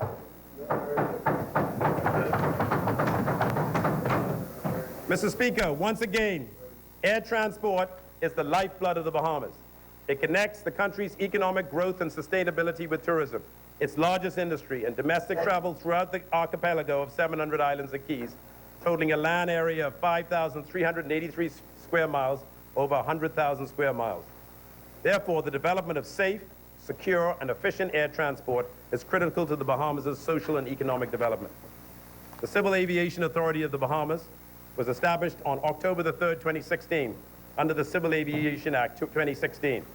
The authority was charged with the responsibility for regulating, monitoring, and promoting the safety, security, economic viability, and reliability of the aviation sector in the Bahamas. The authority also includes an independent entity, the Bahamas Air Navigation Services Department, which provides air traffic control services, the Air Accident Investigation Department, which has responsibility for accident investigations, and the Civil Aviation Policy and Economic Unit, which is responsible for policy matters related to aviation. These entities advise the Minister on air transport and civil aviation with the objective of promoting a sustainable, economical, and efficient civil aviation industry in the Bahamas. The Act also led to operational efficiencies through consolidating then existing entities such as the Family Island aerodromes, airports, and security and fire services, and transferring them to the Bahamas Family Island Airports Department under the Airport Authority. Consequently, all Family Island employees became employees of the Airport Authority and were integrated into the airside positions, airport managers, safety management systems, aerodrome operations, quality assurance, and rescue and firefighting services. Cognizant of the human impact of the new regulatory framework, the Act also provided for a transition period of 1 year for former Civil Aviation Department employees to be transferred from the public service to the Authority or a subsidiary company of the Authority. Through October the 4th, 2017, employees could either accept permanent employment in the Authority or opt to return to the public service. By the statutory deadline, over 20 employees opted to return to the public service, which resulted in some immediate human resources constraints. The Authority continues to grapple with the challenge of recruiting suitably qualified persons with the requisite specialized and technical skills. However, efforts are being redoubled and initiatives pursued to augment the technical safety and security oversight team, including through the recruitment of candidates for apprentice positions. Significant progress has been made toward establishing important operational policies and procedures, enhancing the human resource team, focusing on a more customer-oriented regime, and developing the corporate image. The Authority has also made advances towards achieving a high level of effectiveness in its overall compliance with international safety standards, exploring funding alternatives to reduce the organization's reliance on government subventions, and strengthening ties with strategic partners in the aviation sector. In the area of safety and regulatory oversight, the Authority has worked assiduously over the past year to ensure that the Bahamas meet the standards of the FAA, the Federal Aviation Administration, and maintain its current Category 1 status. However, a less than satisfactory result from the International Civil Aviation Organizational Universal Safety Oversight Audit Program, held in November 2017, which is intended to assess the state's surveillance and oversight apparatus, highlighted room for improvement. In structuring its corrective action plan, the Authority is taking full advantage of ICAO's No Country Left Behind initiative, which insists member states in implementing improvements in surveillance and oversight capabilities. Since its establishment, the Authority has relied primarily on the government to fund its activities. Nonetheless, the Authority remains committed to identifying additional sources of revenue. One such example is the proposal to monetize the sovereign airspace of the Bahamas. Mr. Speaker, the sovereign airspace of the Bahamas can best be visualized by drawing a line around the islands of the Bahamas and adding 12 nautical miles. Some people tend to confuse the project to monetize the sovereign airspace of the Bahamas with the project to expand the Bahamas Flight Information Region. While we hope to achieve both, monetizing the sovereign airspaces of the Bahamas is seen as the most achievable in the short term. Monetizing the sovereign airspace of the Bahamas would involve the implementation of the necessary technology to measure and track each and every aircraft that flies through our airspace. Over 1,000 planes fly through our airspace every day. Almost 90% of them never stop. In addition to tracking these aircraft, the technology would need to generate a bill for the distance travel through the sovereign airspace of the Bahamas, send that bill electronically to the owner/operator of the aircraft, and then pursue that owner/operator for payment. Mr. Speaker, since the technology to track, bill, and most importantly collect overflight fees from aircraft flying through our sovereign airspace is not resident in the Bahamas, it must be sourced from overseas. As a result, requests for proposals were solicited, and companies offering such services that responded to the RFP are being carefully vetted by an evaluation committee chaired by the chairman of the BCAA and former governor of the central bank, Mrs. Wendy Craig. I'm hoping that by the end of this month, a preferred bidder will have been selected and negotiations can then begin in earnest on the timeline and cost to roll out such a system. These are exciting times, Mr. Speaker, and I'm overly optimistic that one day, in the very near future, we will, after 46 years of being an independent nation, be able to enjoy further the benefits of the wonderful geographical location of this country. I always say, God has blessed the people of the Bahamas with great geography. It is now up to us to take further advantage of it. Mr. Speaker, the use of illegal charters or hacking remains a vexing problem for the Authority. The beginning of 2018 was marred with the tragic crash of a private aircraft on a flight from San Andreas Airport to Nassau's International Airport on January the 17th, which led to the death of all 6 occupants. The investigation into this crash revealed that the pilot was conducting an illegal charter at the time, as neither he nor the aircraft, which was registered in the United States, was duly licensed by the Bahamas Civil Aviation Authority to conduct commercial aircraft operations within the Bahamas. Therefore, the carriage of the persons on board, which the investigation determined was for hire, was illegal under the Bahamian civil aviation laws. Critically, the investigation also revealed that this aircraft had been operating in the Bahamas without notice to the authority, as required by general regulations governing civil aviation activities. This most unfortunate accident and the findings of the investigation were a stark reminder that more work must be done to combat the decades-old practice of illegal aircraft charters. Industry stakeholders and other national agencies are engaged in a collaborative effort to enact additional legislation and regulations, impose stricter enforcement actions, increase successful prosecutions of the offending pilots, and implement new initiatives to educate travelers and pilots about the risks of illegal air charters. As a component of the remedial actions, the authority has moved to end the practice of illegal air charter operations within Bahamian airspace. It has diligently implemented anti-hacking initiatives through increased airport surveillance, launched public awareness campaigns to highlight the risk of traveling on illegal aircraft charters, proposed reforms to the civil aviation laws governing private pilots and general aviation operators, and pushed for strict enforcement of civil and criminal proceedings against illegal charter operators. Those involved in this nefarious activity have been encouraged to regularize their affairs through the authority and become properly licensed pilots and charter operators. In that regard, the authority has streamlined its certification process for obtaining the single pilot air operator certificate and has hosted several industry meetings to encourage prospective pilots to certify their activities properly. Additionally, the authority has recently introduced new regulations which will require additional screening of all persons gaining access to the secured areas of the general aviation section. Further, all Bahamian persons holding foreign-issued licenses will be required to have those licenses converted to licenses issued by the authority for the sole purpose of increased surveillance of the persons involved. The authority will increase enforcement activities and will aggressively pursue criminal and/or civil penalties against all persons committing any activity that is not in compliance with regulatory requirements. Those persons who choose to remain unregulated are engaged in criminal activities. Further, persons facilitating these activities also shares culpability.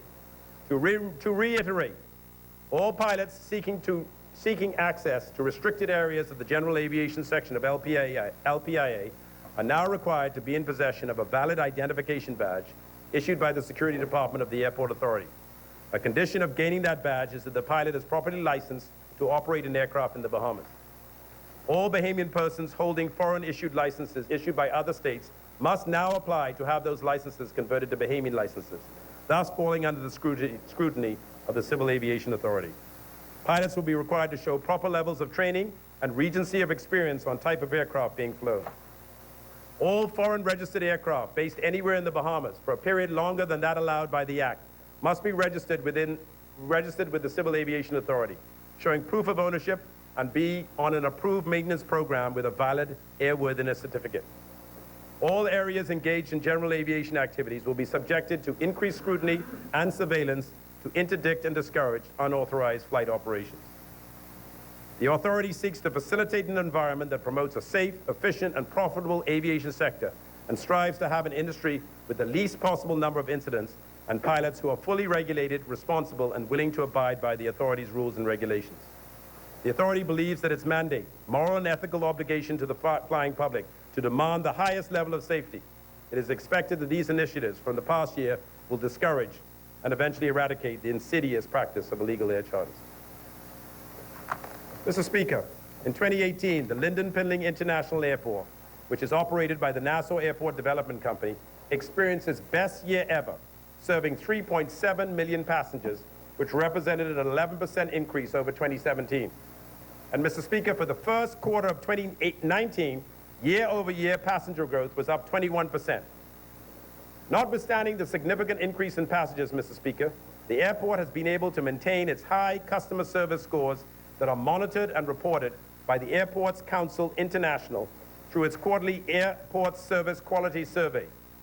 NAD began participating in this survey in 2011 as a way to benchmark LPIA with other airports in the region and with global airports serving 2 to 5 million passengers annually. Key performance indicators like waiting time in processing queues, efficiency of check-in staff, cleanliness of restrooms and terminal facilities, among others, have shown improvements over the last 15 months, despite the significant passenger growth. And at the last quarter ending March 2019, LPA scored 4.36 out of 5. The bottom line is this, Mr. Speaker. The busier the airport gets, the better the service becomes. And I have to commend Bernice Warkeen, the Managing Director of NAD, and Walter Wells, the Chairman of NAD, and their entire teams for a job well done. Key to these improvements is the relentless focus by NAD on operational measures inclusive of innovation, technology, stakeholder involvement, and communication. Mr. Speaker, last quarter, NAD, in partnership with airport stakeholders, developed a new set of standard operating procedures to manage the significant growth in passenger movement from the curbside to the gate and vice versa at LPIA. Efforts are coordinated and focused on using increased manpower, existing technology, and effective communication between agencies to improve the overall operations during peak periods. Mr. Speaker, agencies are now given passenger projection charts that detail arrivals and departures traffic in hourly intervals and highlight peaks when each of these peaks at each of the 3 terminals at LPIA. This is a powerful tool when used in conjunction with historical passenger numbers, so that planning around staffing and other resources can be done effectively. Mr. Speaker, the use of these new standard operating procedures led to the airport efficiently processing, on arrival and departure, some 75,000 passengers over the 5-day Easter holiday period, the most ever for the traditionally busy Easter period.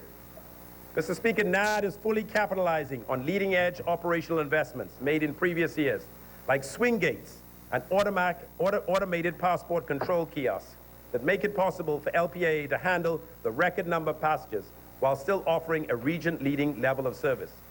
Mr. Speaker, the airport's United States pre-clearance facility is supported by APC technology that has reduced the U.S. Customs and Border Protection processing time for travelers by 80%. And I encourage the member for St. Anne's and the Minister responsible for immigration to take note of this development as he grapples with the long lines of Bahamas immigration. The introduction of electronic boarding pass technology has also reduced processing time for passengers significantly. Mr. Speaker, in addition, the use of swing gates, those departure gates that can be used for both U.S. and non-U.S. departures, has expanded NAD's United States gating capacity by 30% without the construction of additional gates to the physical structure of the airport.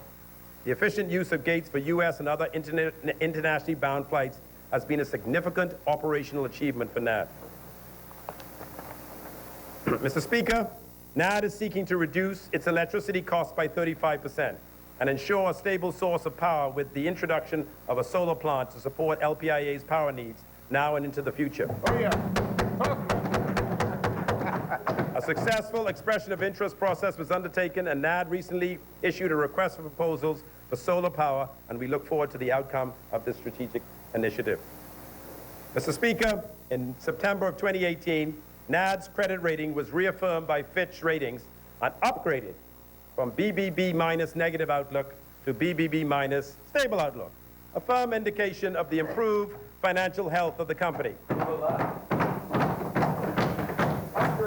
And the second upgrade, since I became minister. Mr. Speaker, I've said it before and I will say it again. This F&M government, led by the member for Killarney, is all about upgrades of our credit rating. Whereas the previous administration was all about downgrades. I think there were 4 downgrades, Mr. Speaker, but correct me if I'm wrong. Mr. Speaker, when I became minister responsible for aviation and discovered that NAD had over $130 million in debt, which it was paying a 13% interest rate, I immediately made it one of my key priorities to refinance that debt at a much lower interest rate.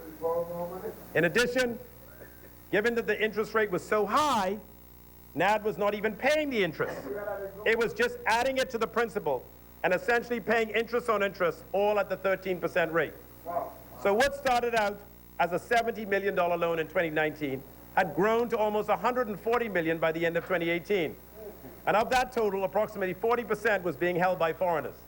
who insisted on being repaid in US dollars, which added another 2% in conversion costs, making the already outrageous interest rate of 13%, for a total of 15%. Now, where I come from, paying 15% on debt, when all I get is 1% at the bank, someone was getting rich off the Bahamian people, and that had to change. Yep. After an enormous amount of work by NAD Chairman Walter Wells, a former senior banker at CIBC, and his entire team at NAD completed the refinancing of that 13% debt, reducing the interest rate from 13% down to 7.5%. In addition, Mr. Speaker, remember when I said that 40% of this debt was held by foreigners? Well, in the refinancing, we took them out and sold the debt entirely to Bahamian entities and individuals, saving NAD another 2% in converting the interest payments from Bahamian dollars to US dollars. Mr. Speaker? No, Brad. Yeah. I believe I get some of that. Mr. Speaker, taking out the foreigners means that all of the $9.6 million in annual interest payments on this debt will stay here in the Bahamas to work for Bahamians instead of a portion of it going out overseas to work for non-Bahamians. Mr. Speaker, in addition, I'm delighted to report that reducing the interest rate on that debt from 13% to 7.5% will cause NAD's interest costs to be lower by approximately $7 million per year and save the company another $600,000 in conversion costs. Also, instead of NAD adding the interest to the principal and causing the debt to grow year after year, NAD is now able to pay the interest in full every quarter, and so the principal has stopped growing.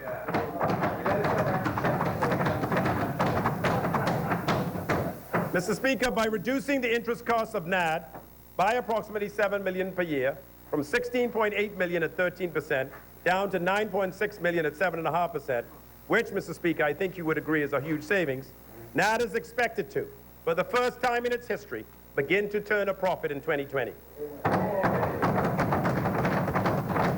Mr. Speaker, that is what I'm talking about. This minister-led administration is all about responsible government. We make sensible decisions and turn what was making a loss into something that is now making a profit.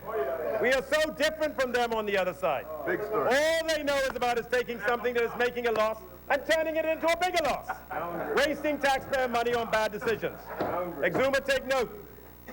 These are the boring decisions that we are making. But in the meantime, we are making the Bahamas run better, work better for the Bahamian people. Mr. Speaker, with the record passenger numbers passing through LPIA and the saving on interest costs, I'm pleased to inform this House that for the first time since the redevelopment of the Lyndon Pinning International Airport, NAD is in a position to perform some essential capital projects.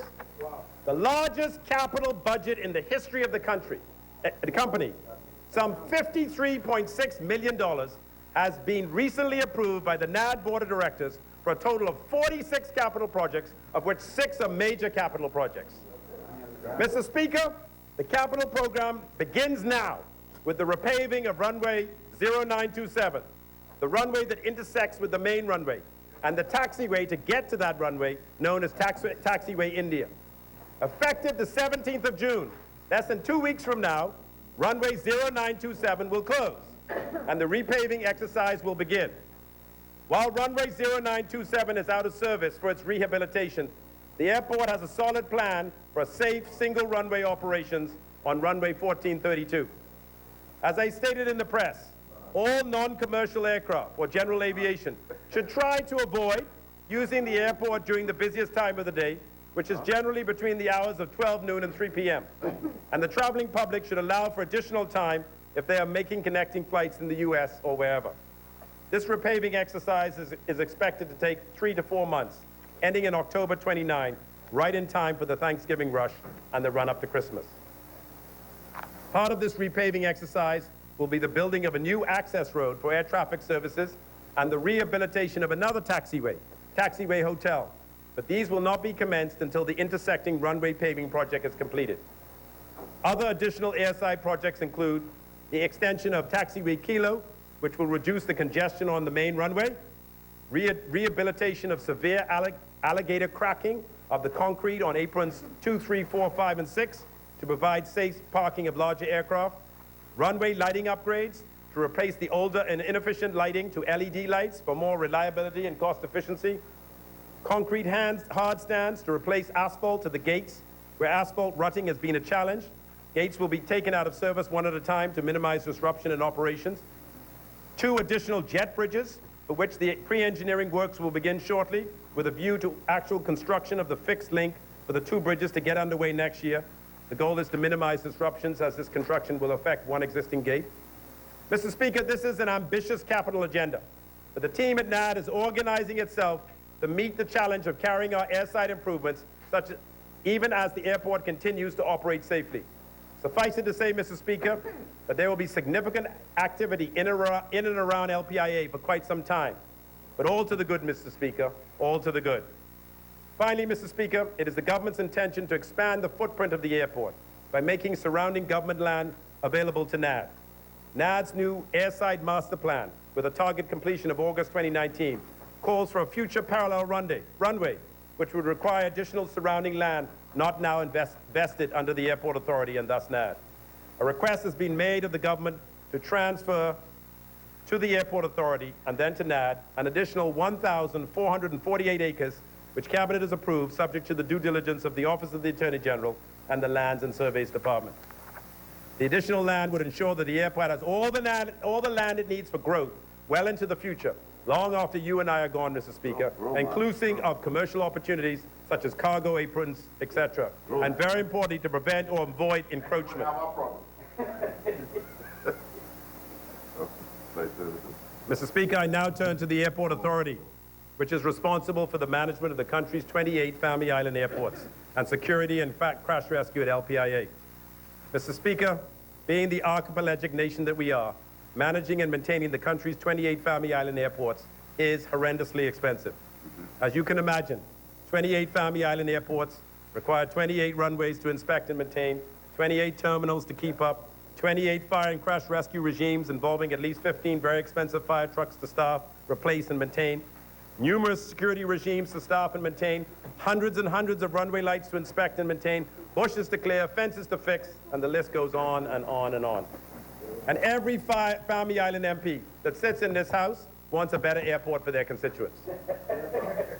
What makes this portion of my portfolio so vexing is the needs are great, but the funding is not great. But I get it, Mr. Speaker. We are, after all, a very small country with a population of just 400,000. So we can do what we can afford. Notwithstanding my previous comments, the government has embarked on an ambitious Family Island airport redevelopment program. A new $2 million desperately needed new terminal is planned for the airport in Great Harbor Key in the Berry Islands. Given the number of foreign visitors that flow through that airport and the increased activity being generated by the redevelopment of nearby Cocoa Key, the government felt that the replacement of the existing terminal building, which is in deplorable condition, was a priority. The contractors assured me that he should be breaking ground on this project in the next 30 days. Thank you, sir. The airport next up for a completely new terminal and substantial works to the airside is the airport in Georgetown, Exuma. Years and years of planning and design has gone into this airport, and the process for selecting a contractor to build the airport is about to get underway. Barring no further delays, we are finally hoping to break ground on this project in the third quarter of this year.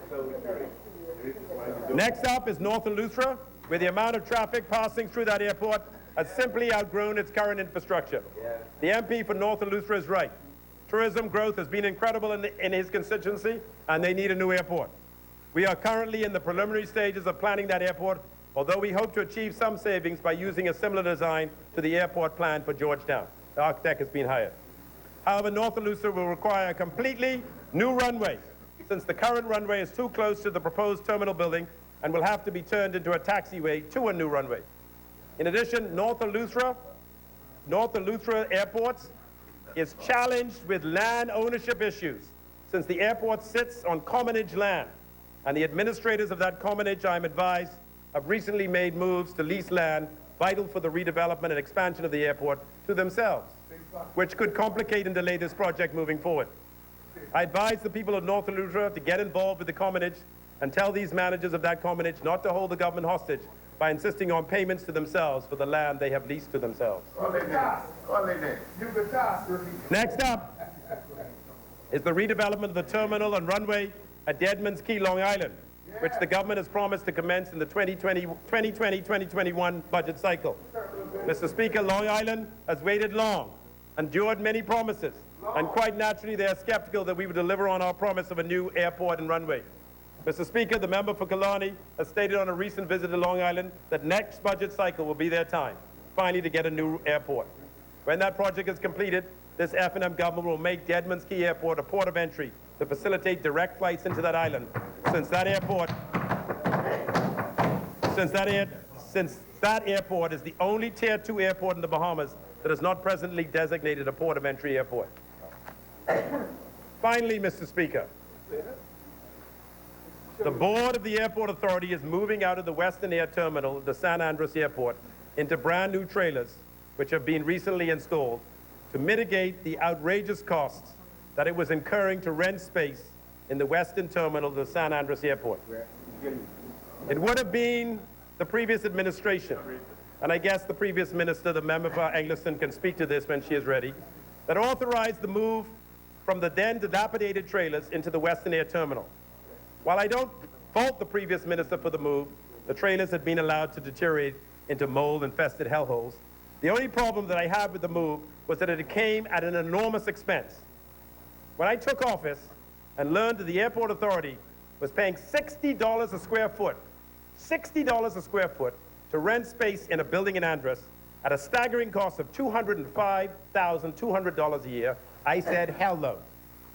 The lease was brought to my attention when it came up for renewal in February 2018, and the landlord requested an increase in the rent to $84 a square foot. Once again, Mr. Speaker, I had to say, hell no. To give it some perspective, Mr. Speaker, the Ministry of Tourism, I am advised, and I'm sure a certain member can confirm, rent space in the British American Financial Building on George Street in the heart of the downtown area of our capital city and only pays $25 a square foot. Yet the Airport Authority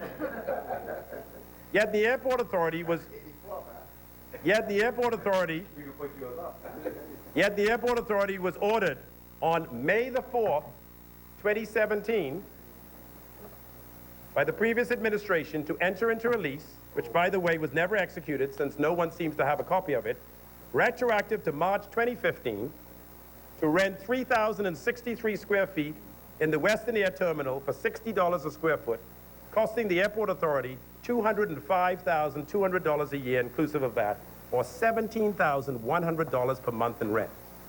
I'm advised that 2 years' worth of rent, or $395,127, was advanced to the Airport Authority from the Treasury in May 2017, and the rent was paid to Western Air. Mr. Speaker, over the 4-year life of this arrangement, the Airport Authority incurred rent totaling almost $800,000 for this terminal in San Andres. What makes this so egregious? What makes this so egregious, Mr. Speaker, is that the project to install new trailers, which the current board, under the chairmanship of Mr. J.M. Pinder, has just completed, I'm advised, will cost approximately $150,000. So they paid rent for $800,000, and all they had to do is put in new trailers for $150,000. So do the math, Mr. Speaker. We will pay for those trailers in 8.5 short months. Mr. Speaker, the payment of rent at $60 per square foot. Mr. Speaker, the payment of rent at $60 per square foot is now behind us. And I must say that I've been quite frustrated that it has taken as long as it has. Mr. Speaker, I'm not going to opine on this transaction other than to say it was a bad deal. Yet another PLP bad deal, which we have corrected, and no, Mr. Speaker, we're not going to thank the PLP for that. The member for Exuma talked at length yesterday about special interests. Well, I want you to talk that. In addition, he objected to the government...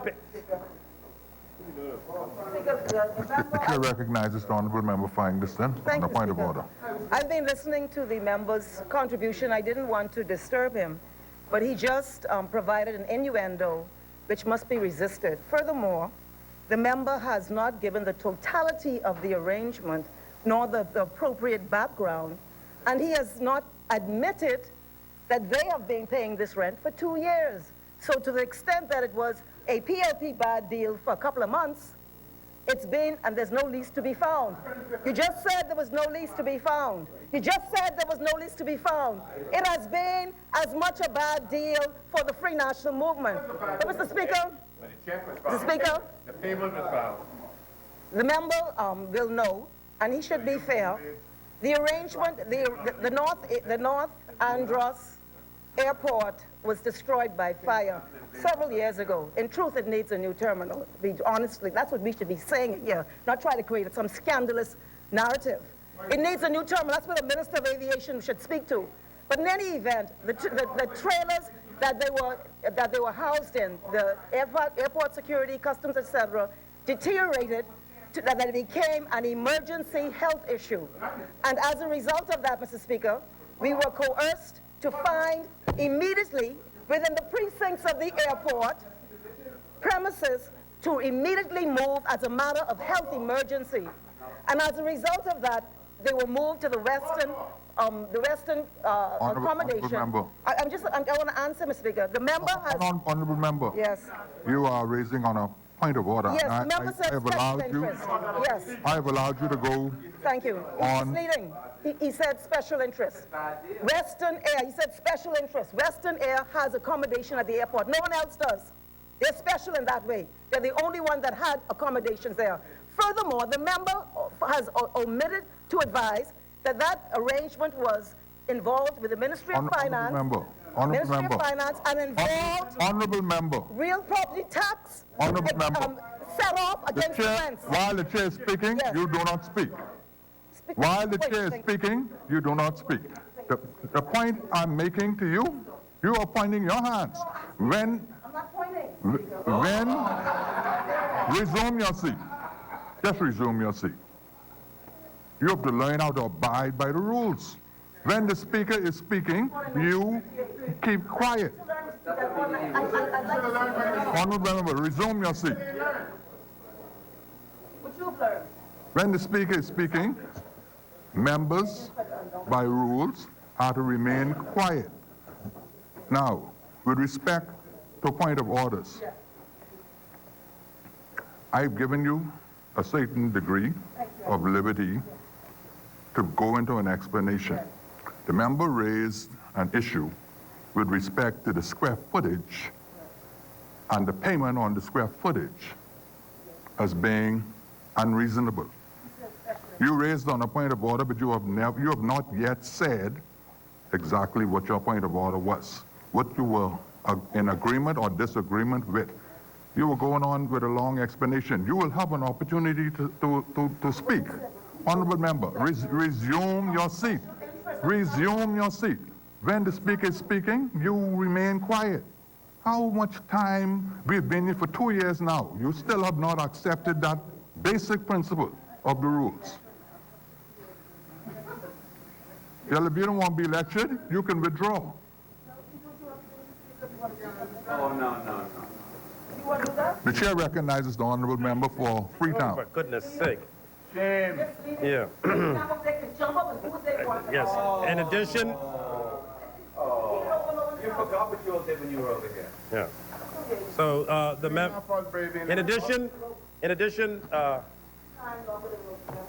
in addition, Mr. Speaker, the member for Exuma objected to the government paying $12 a square foot for the new post office. Yet this example shows how willing and eager the PLP, his party, were willing to pay $60 per square foot for a building in Andros.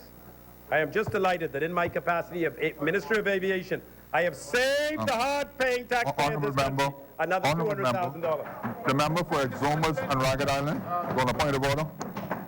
The chair recognizes the honourable member for the Exumas and Ragged Island. Attributing things to me that I never said. When we discussed and debated the issue in the House, I spoke to the resolution in the town center mall, and I said the rate of $12 was too good to be true.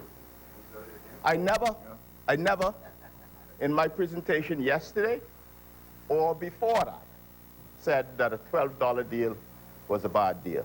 So I asked the member for Freetown to withdraw the reference to what he has alleged He has alleged that I said. And what he should do, is bring the lease, lay the lease on the table. That's what we want to see. I have the Bring the lease. from the cabinet. There was no lease. But I ain't gonna lay that. What do you say was a good deal?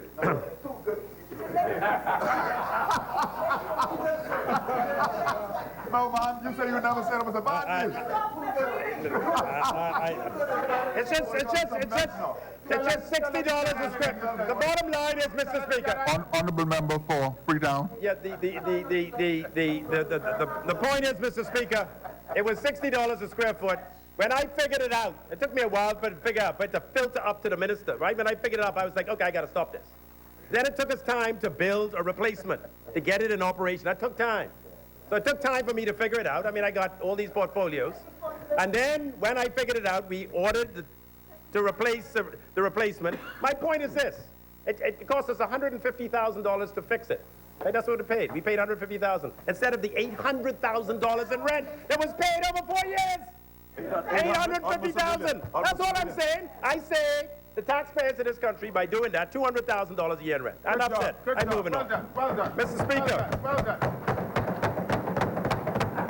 Mr. Speaker, the Stantec report completed in 2014 revealed that $160 million has to be spent on improving our Family Island airports to carry out critical upgrades. 5 years later, that amount is probably closer to $200 million. The Stantec report also realized that the Bahamian taxpayer cannot afford to pay for all of these upgrades and suggested that we entered into PPPs, public-private partnerships, to help mitigate the cost of these upgrades.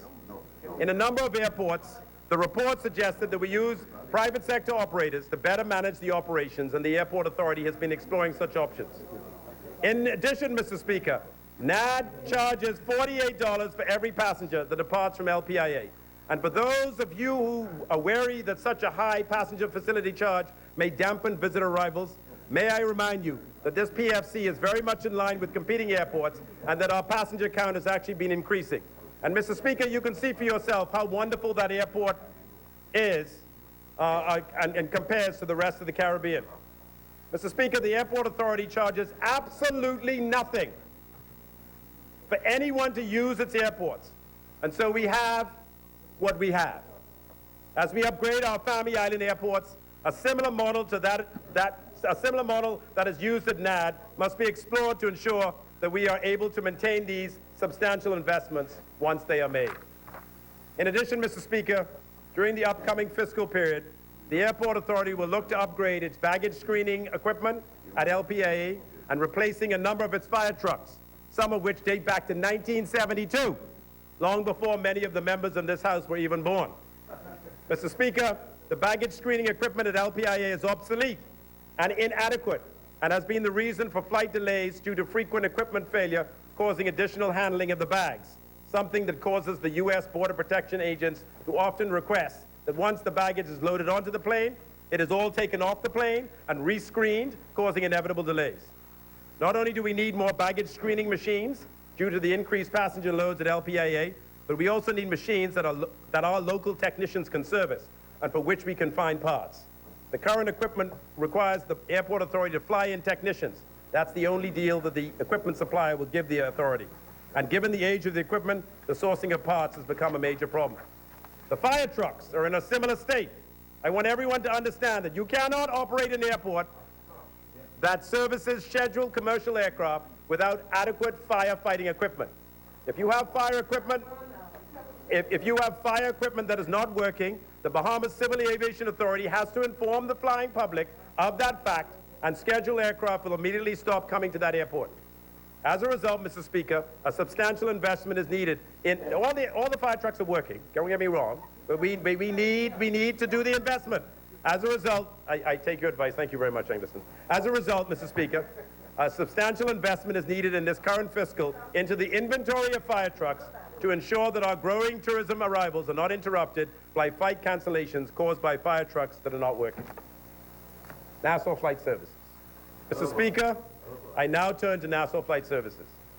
As I would have previously mentioned, Nassau Flight Services is responsible for all below-the-wing services, baggage, ground handling, handling services, fueling, and above-the-wing services, check-in, passenger movement, Yeah, you gotta get in with the lingo, man. Pat, check in. Below the wing, above the wing. Check-in, passenger movement, VIP services, requested by scheduled and unscheduled carriers at LPIA, Exuma, and San Salvador. The government is interested in privatizing this company and ideally selling it to a group of up-and-coming Bahamian entrepreneurs. The government does not want to sell this company to foreigners, nor does it want to sell this company to any of the long-established traditional business operators here in the Bahamas. All right, me?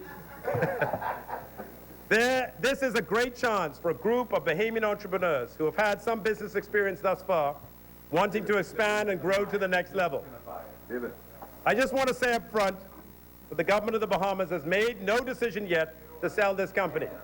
We have prepared and issued an RFP, and based upon the responses received, an evaluation committee will make a recommendation, and the government of the Bahamas will determine if it wishes to accept that recommendation and proceed with the sale.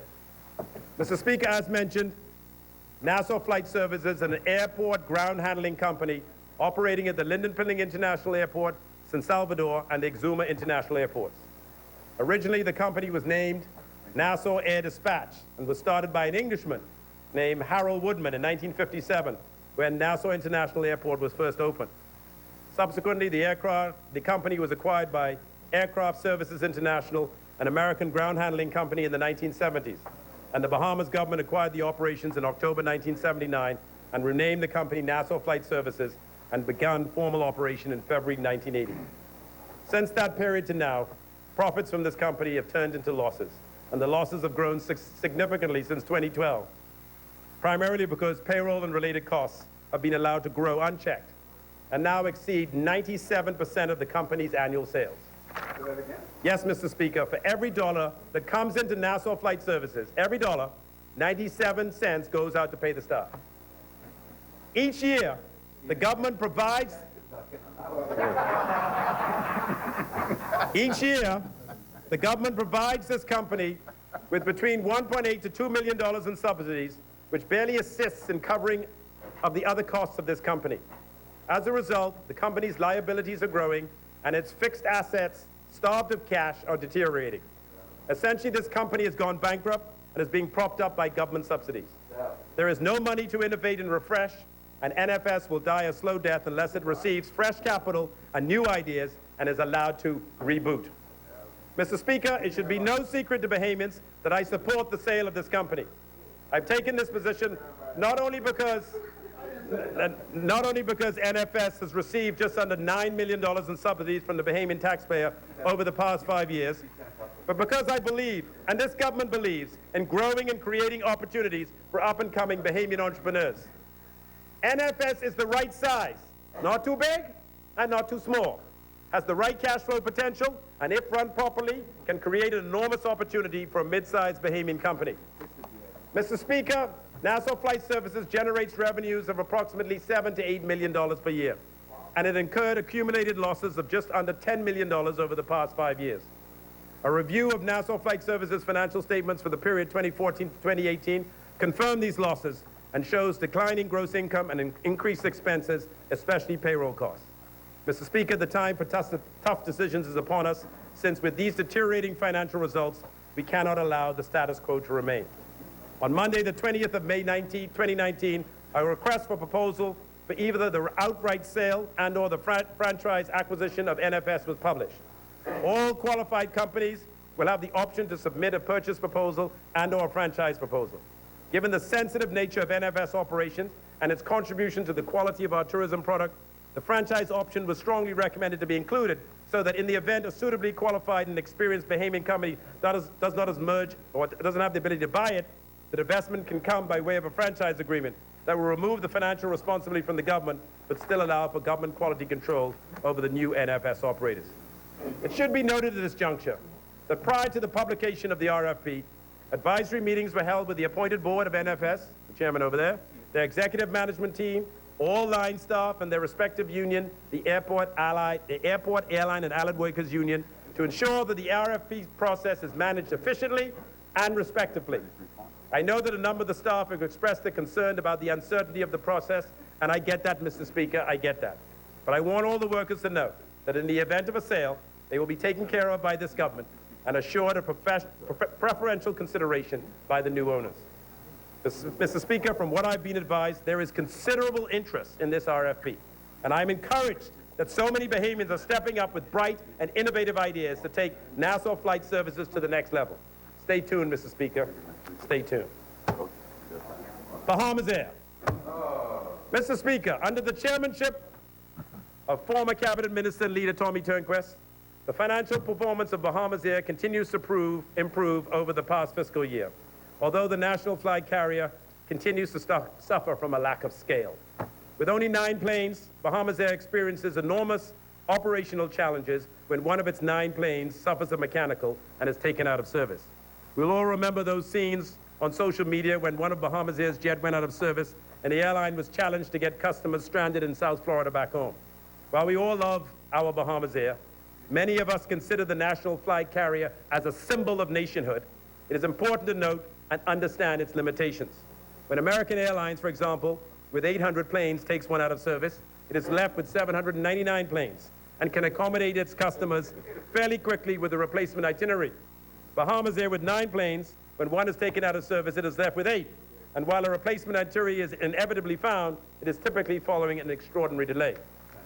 Mr. Speaker, passenger counts at Bahamas Air continue to grow, with 945,000 passengers using the airline in 2019, up from 853,000 in 2018.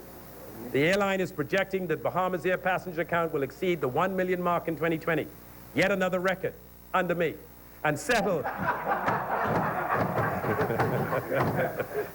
I couldn't resist that. And settle at 1.1 million by year end. Yeah.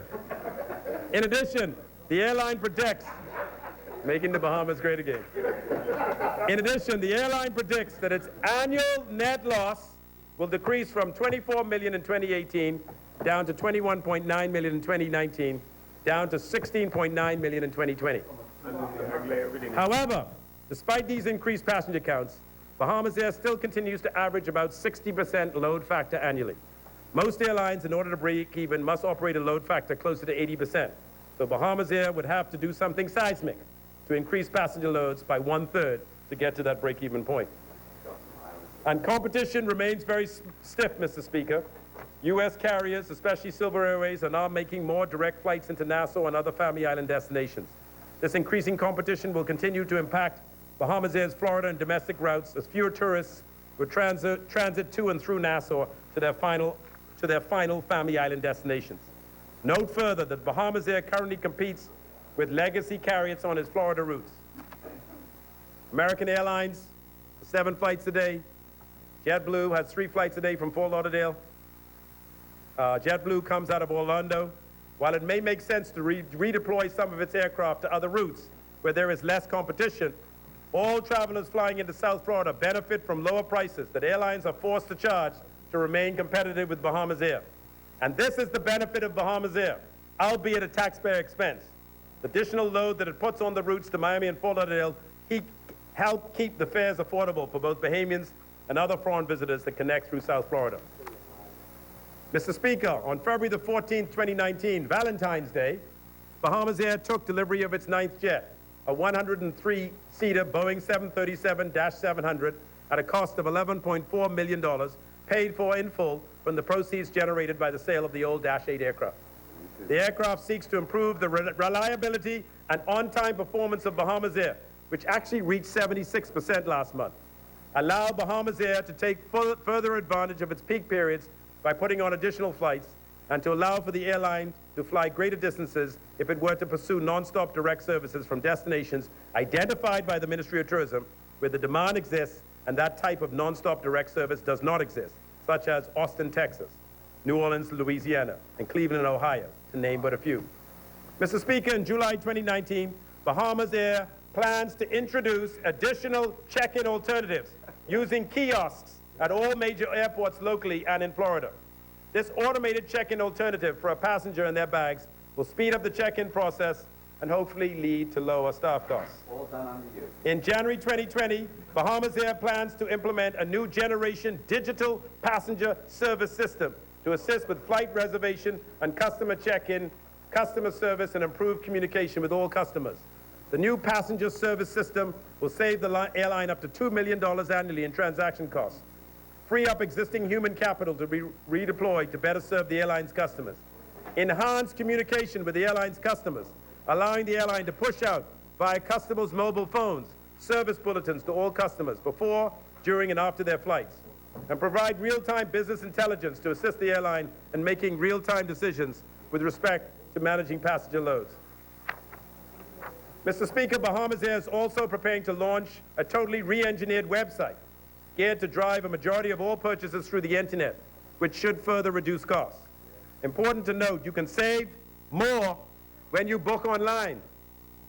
In addition, the airline has recently launched its new bundling/tour platform, which will allow customers to bundle airfare, hotel, and car into one attractive price. According to Bahamas Air, the new revenue that this platform will generate could exceed well over $1 million in the 2020 budget year. Mr. Speaker, the greatest challenge to Bahamas Air meeting its financial targets is the rising cost of fuel. The company spent $11.8 million on fuel in 2017 and $18 million on fuel in 2019. As tensions rise between the United States and China and Iran, this will negatively impact Bahamas Air's fuel costs, as oil prices have recently risen to $85 a barrel, when the experts were predicting that oil prices would be in the low 70s for most of 2019.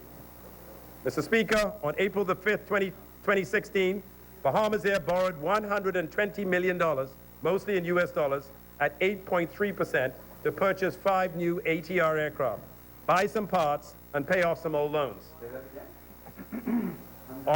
Bahamas Air borrowed $120 million, mostly in US dollars, at 8.3% to purchase 5 new ATR aircraft, buy some parts, and pay off some old loans. The dream was that these new aircraft would reduce maintenance costs, so much so that Bahamas Air would be able to generate sufficient additional cash flow to service these loans.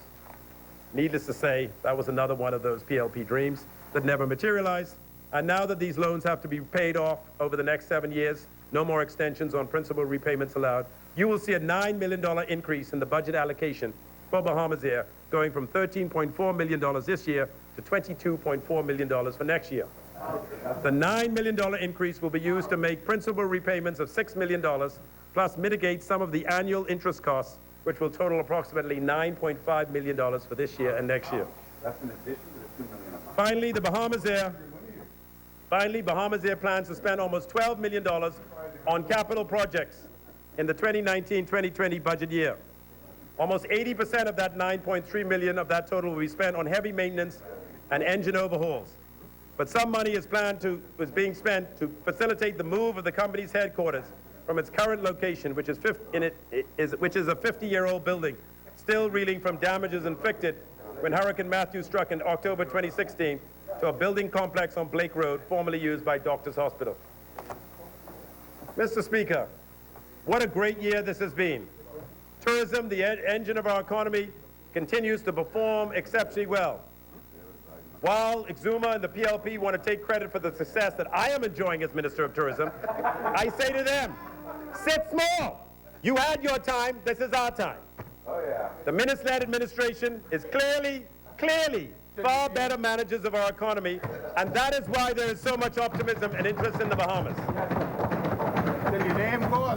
Yes, there may not be any more Bahamas in the pipeline. This economy can only absorb a project of that size once every 5 to 10 years. But this free national movement is nurturing and shepherding our important tourism sector to ensure that it continues to enjoy the success that it has and impact as many Bahamians as it is doing. The proof is in the pudding, Mr. Speaker. The tourism numbers throughout the length and breadth of the country speak for themselves. As a result, Mr. Speaker, Freetown is delighted to support this budget.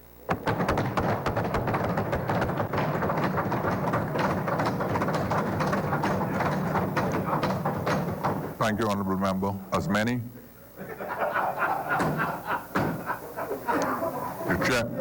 The chair recognizes the Honourable Member for Tall Pines.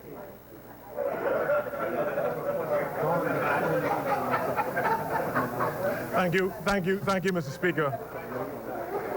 Thank you, Mr. Speaker. I often say when I come here, Mr. Speaker, that it's always interesting, it's always very It's compounding, Mr. Speaker, when my good honorable friends opposite, I don't know, whenever they see me rise in this place, for some reason, they turn around and they wonder, what? Mr. Speaker, I wonder why the good members opposite always concern themselves. But you know what? They need not worry. I always try to be as honest, and I'm always honest. I always try to be as clear and as straightforward as I can to the Bahamian people as I represent the great people of Tall Pines. So I say to those good members opposite, sit tight, relax. The F&M is in government now. Things are better, and it's going to be becoming better and better and better every day.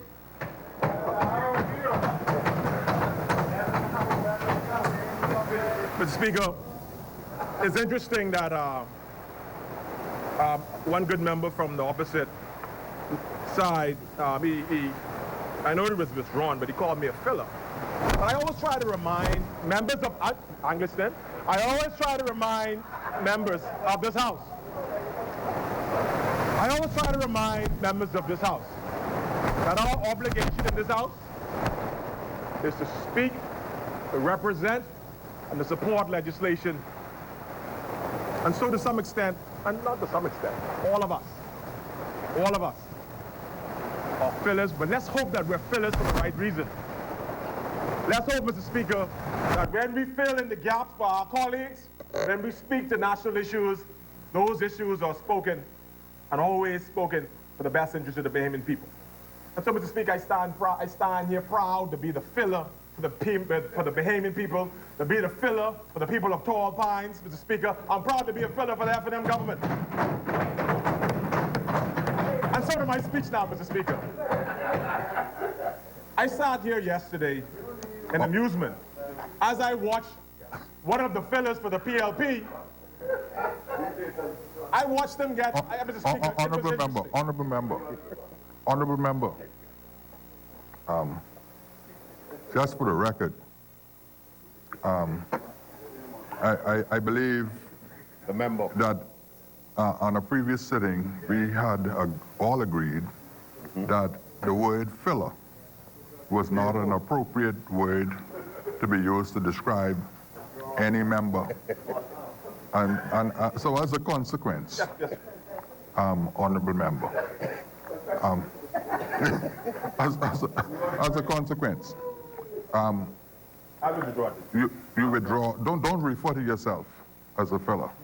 And for the record, the word filler, you can use a substitute, but the word filler is to be expunged from the records. I'm obliged, Mr. Speaker. I always said that it is the context in which you use it, but I'm guided. Mr. Speaker, I sat in amusement as I listened to my good friend, my former head boy from Exuma. Unfortunately, I have to start with him because I really felt that as a new, yes, he was head boy Ellen Coakley, and I became head boy about 3 or 4 years after him. I sat here in amusement as the good member from Exuma, who I respect, who was not a part, Mr. Speaker, of the former administration, who was not a part of that Christie Davis, Hannah Martin administration. When he was given the task of trying to justify and defend the last 5 years of an administration that he had no part of, I felt sorry for him. I would have thought, Mr. Speaker, and the Bahamian people would have thought that the good member for Cat Island, Romkey, and San Salvador, who was the deputy leader of the party, now the leader of the party, would have taken up that mantle. You mean he ducked it? And even if, Mr. Speaker, even if the good member for Exuma was to start a debate, you would think that he would speak for now, and then leave the 2 hours to the good member for Cat Island. But Mr. Speaker, Mr. Speaker, I say that to say this. I say that to say this, Mr. Speaker. I feel sorry for you, Exuma. I feel sorry for you, Exuma, because I know it was hard. I know it was very hard. And I think the good member for Charlotte, the good member for It didn't sound like that. I don't think that the good member for Exuma actually wrote that speech. He could not have written that speech. But I think the good member for Port Charlotte addressed that speech very well. He addressed it very well, Mr. Speaker, and I wouldn't pretend to be as articulate in the choice of words as the good member for Port Charlotte would have been. But I just want to say that I'm sorry, I'm very sorry, that the members opposite, starting with the member for Exuma, is unable to see the progress that this administration has made in the last 2 years. It's sad, Mr. Speaker, to see that the opposite side cannot at least look in the faces of the Bahamian people and honestly say, we came from zero, is it zero, Mr. Speaker, or is it minus zero? Sub-zero. Sub-zero. To say in 2 years, we've come from sub-zero to 1.7%, 1.6%. They didn't even make that balance. It's sad, Mr. Speaker, when members of this House would only look for the negative, could find no positive. And it's disgraceful, Mr. Speaker, I would say. It's a shame. It's a shame, Mr. Speaker, when we see our country moving forward, when whether or not you might like him or not, no one could ever say that it cannot, you cannot say that it isn't sweeter with Peter in the Bahamas, Mr. Speaker. You can't say it isn't sweeter with Peter. If you came from sub-zero in 2 years to 1.6, you have to say it's sweeter with Peter. And so, Mr. Speaker, You know it's 1.6, not a make-up number. Mr. Speaker, so I stand here proud to speak on behalf of the people of Tall Pines to contribute to this debate and to support this debate. And to say that it's a privilege, Mr. Speaker, to be a part of a winning team, to be a part of a team that puts the Bahamas first, and be a part of a team that's moving us forward. And so, Mr. Speaker, I thank my family, my Tall Pines supporters and members, and the constituents who continue to put their faith in me. I thank them for this great opportunity to speak on their behalf, this great opportunity to make things happen for them in Tall Pines, and by extension, the Commonwealth of the Bahamas. I thank them and I give them a very big, huge hug and kiss, Mr. Speaker. Mr. Speaker, I work hard every day on the streets of Tall Pines, in the community of Tall Pines, and they encourage me to do what's best for their community. Speaker, Bahamians know when it's time to do serious business in this nation. And so I'm proud to stand here today as a F&M, but more importantly as a Bahamian, and as Tall Pines' agent of change, to represent them in these budget debates.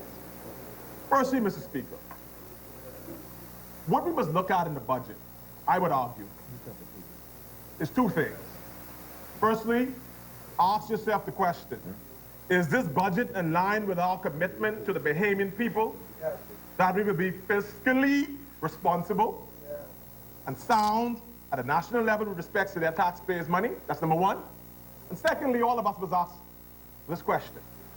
Is this budget in line with our commitments to our individual constituencies, and whether or not it's touching the lives of people in Tall Pines and our various constituencies?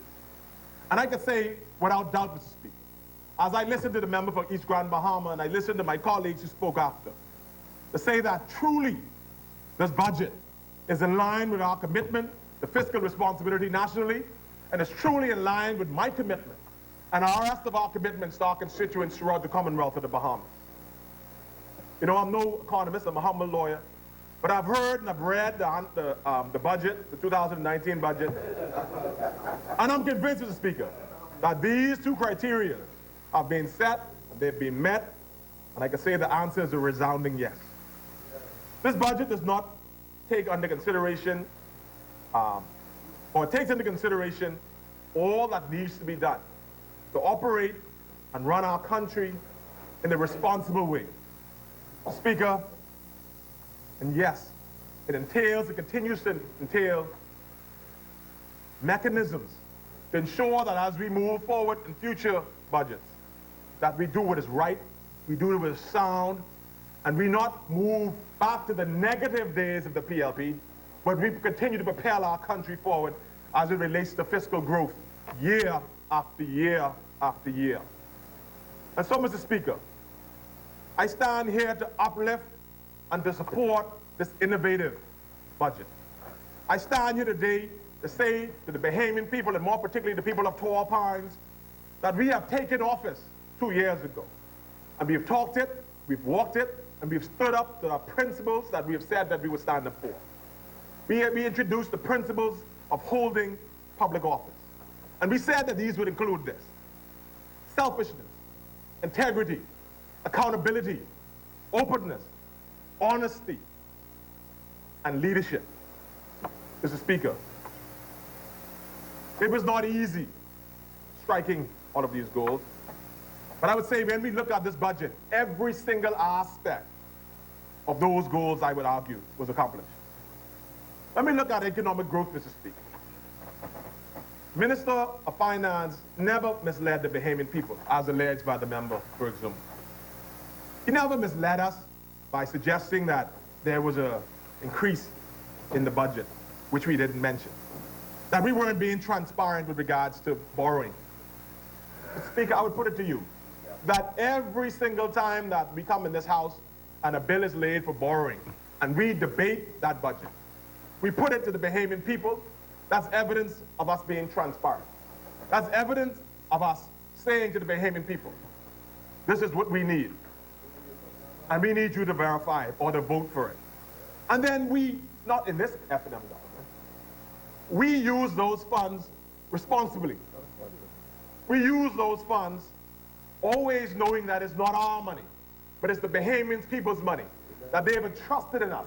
And that's why, Mr. Speaker, for the first time in many, many years, I think two decades, that we can see ourselves moving closer and closer to a balanced budget.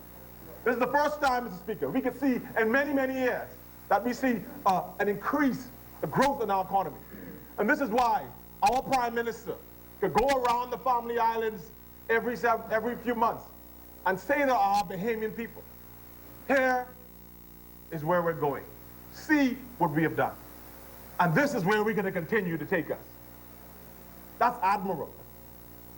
Not many Prime Ministers, Mr. Speaker, have gone through our Family Islands like this Prime Minister has done. Not so many Prime Ministers, Mr. Speaker, have not been afraid to, after going to international summits, and to go to Exuma, to go to Michael, to go to Andres, to break it down and to share that information, Mr. Speaker, with our Bahamian people. How more transparent do you want a government to be? Speaker, look at what we have done, Speaker, with regards to the 2018 Fiscal Responsibility Act. Last year, this F&M government presented the 2018 Fiscal Responsibility Bill, which was passed in this House and the Senate. And this is one of the signature legislation that we would have passed in the first half of our Turnquest administration. That legislation has already been noted by the minister, sets out guidelines, principles, and rules for the way this F&M government, and hopefully governments of the future, will budget, spend, and account for the money that they've been entrusted with. What this piece of legislation does, Mr. Speaker, is it contains government spending by force of law, instead of simply relying on governments to do as they choose. Moving forward, Mr. Speaker, we will have our governments exercising fiscal discipline by entrenched legislation. This act will empower civil society, Mr. Speaker, and this Parliament to participate in the system of accountability in a robust and a comprehensive way. It speaks, Mr. Speaker, to a Fiscal Responsibility Council to be established, made up of 5 members from various civil societies or various businesses or industries, from the law, business, economics, accounts, and finance. And Mr. Speaker, the ministers already advised that this council will take effect, I think he said the 1st of July, 2019. Speaker, what this does is this brings a level of not only transparency, but it brings a level of civic involvement in how we do business. Mr. Speaker, I'm always pleased when I see organizations such as the Organization for Responsible Government in this honorable house. They were here yesterday.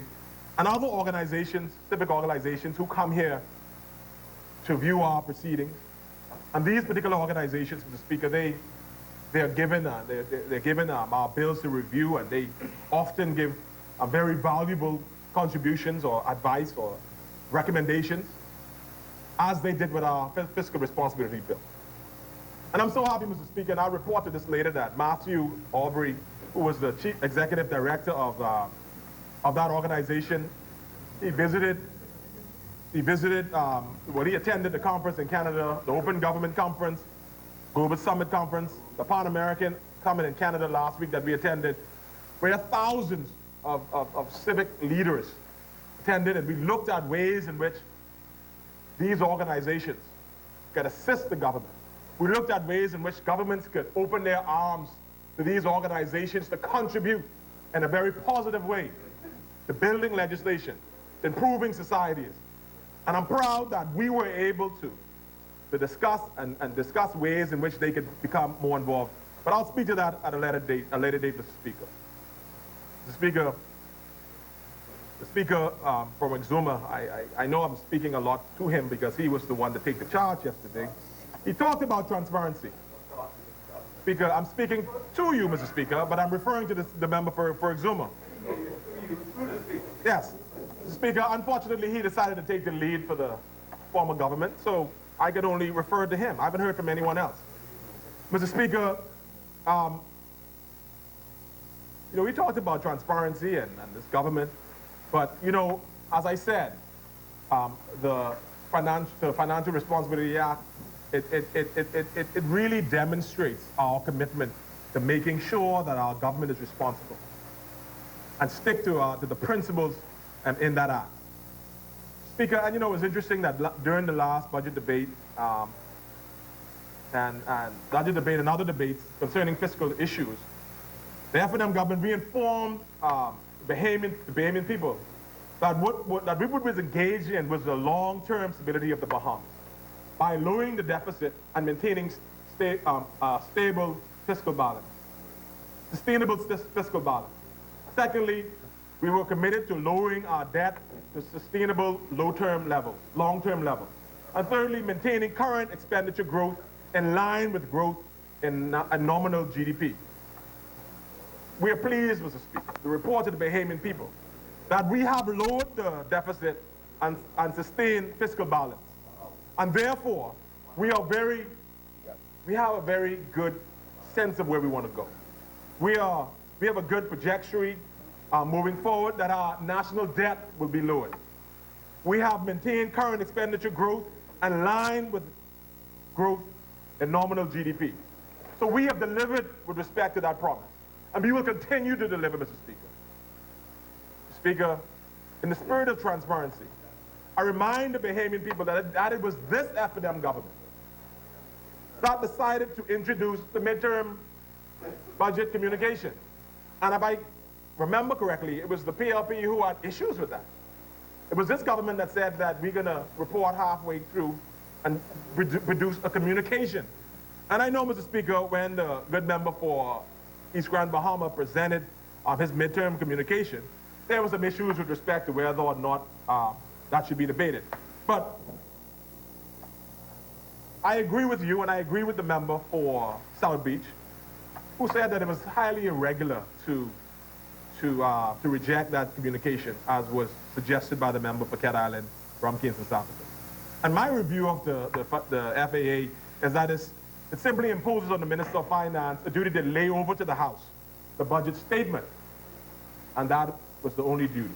And therefore, any reference that came with respect to it being incorrect by the member for Cat Island, I would say that the best decision, the right decision was made. But it shows again, Mr. Speaker, our commitment to transparency, our commitment to showing the Bahamian people that this is where we want to take you with respect to fiscal, with respect to our budget, and we're in line. And when we reported in the midterm, we showed the Bahamian people that we were on the right line. We showed the Bahamian people that we are still committed to those principles that I spoke of earlier. And so I'm proud. I'm proud to hear the member for East Grand Bahama say to the people of Torrey Pines to say to the people throughout the Bahamas that we're moving in the right direction and that there's true progress. There's true progress as it relates to our budget, as it relates to our fiscal responsibility as a government. Speaker, members opposite spoke about innovation in this budget. He talked about, the member for Exuma talked about innovation, that this budget was not innovative. I remind the good member for Exuma and members opposite that the Bahamas, I think, we were very happy to hear the minister report that his ministry has developed a new budget website, bahamasbudget.gov.bs. And thank you, Bamboo Town. I was driving this morning and I stopped, to make that clear, stopped on the side of the road. No, actually I was stopping to pick up someone. And I wanted to take a review of the budget online. And I was so happy, Mr. Speaker, and I want to encourage all Bahamians, and I have it right here, Mr. Speaker. Very easy to read.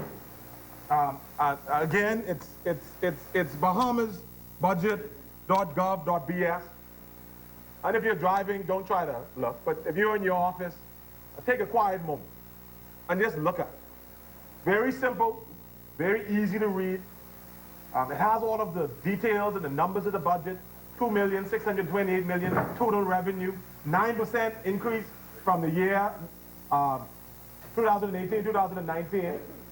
$2,765,000,000 total expenditure, 5% increase from the year 2018-2019.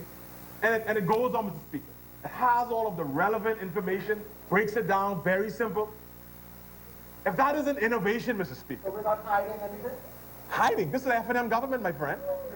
Member for South Beach. We don't hide in the F&M. What you see, what we tell you, guaranteed, Mr. Speaker. And if you don't believe me, you could get it and see it for yourself. Speaker, so I encourage all Bahamians to just take advantage of this innovative move by this Free National Movement government. Speaker, this budget website will help to simplify the national budget for Bahamians. And it will break down into non-technical language. And as I showed a few minutes ago, very, very much non-technical language. What this budget is all about is user-friendly. One of the things that they could never say that we're not innovative and transparent. This website will showcase all of the benefits for this budget. The benefits for individuals and families. So Tall Pines members in my community, look at this website. We look at your individual and your family's benefits in this budget. Young people of Tall Pines, young people of North Andros, young people of Exuma and Cat Island. Look and see what this budget has for young people. Family Islands, see what it has for the Family Islands. It has a section for business community and the nation as a whole. So there's special interest. No special. There's the only special interest the F&M government has is that we see our Bahamian people as special. And we're interested in moving their lives forward, Mr. Speaker. That should be the only special interest they speak of. Every Bahamian is special, and we take their interests very, very serious. And that's why we introduce, and that's why we create these innovative means by which you could see where we're going. Speaker,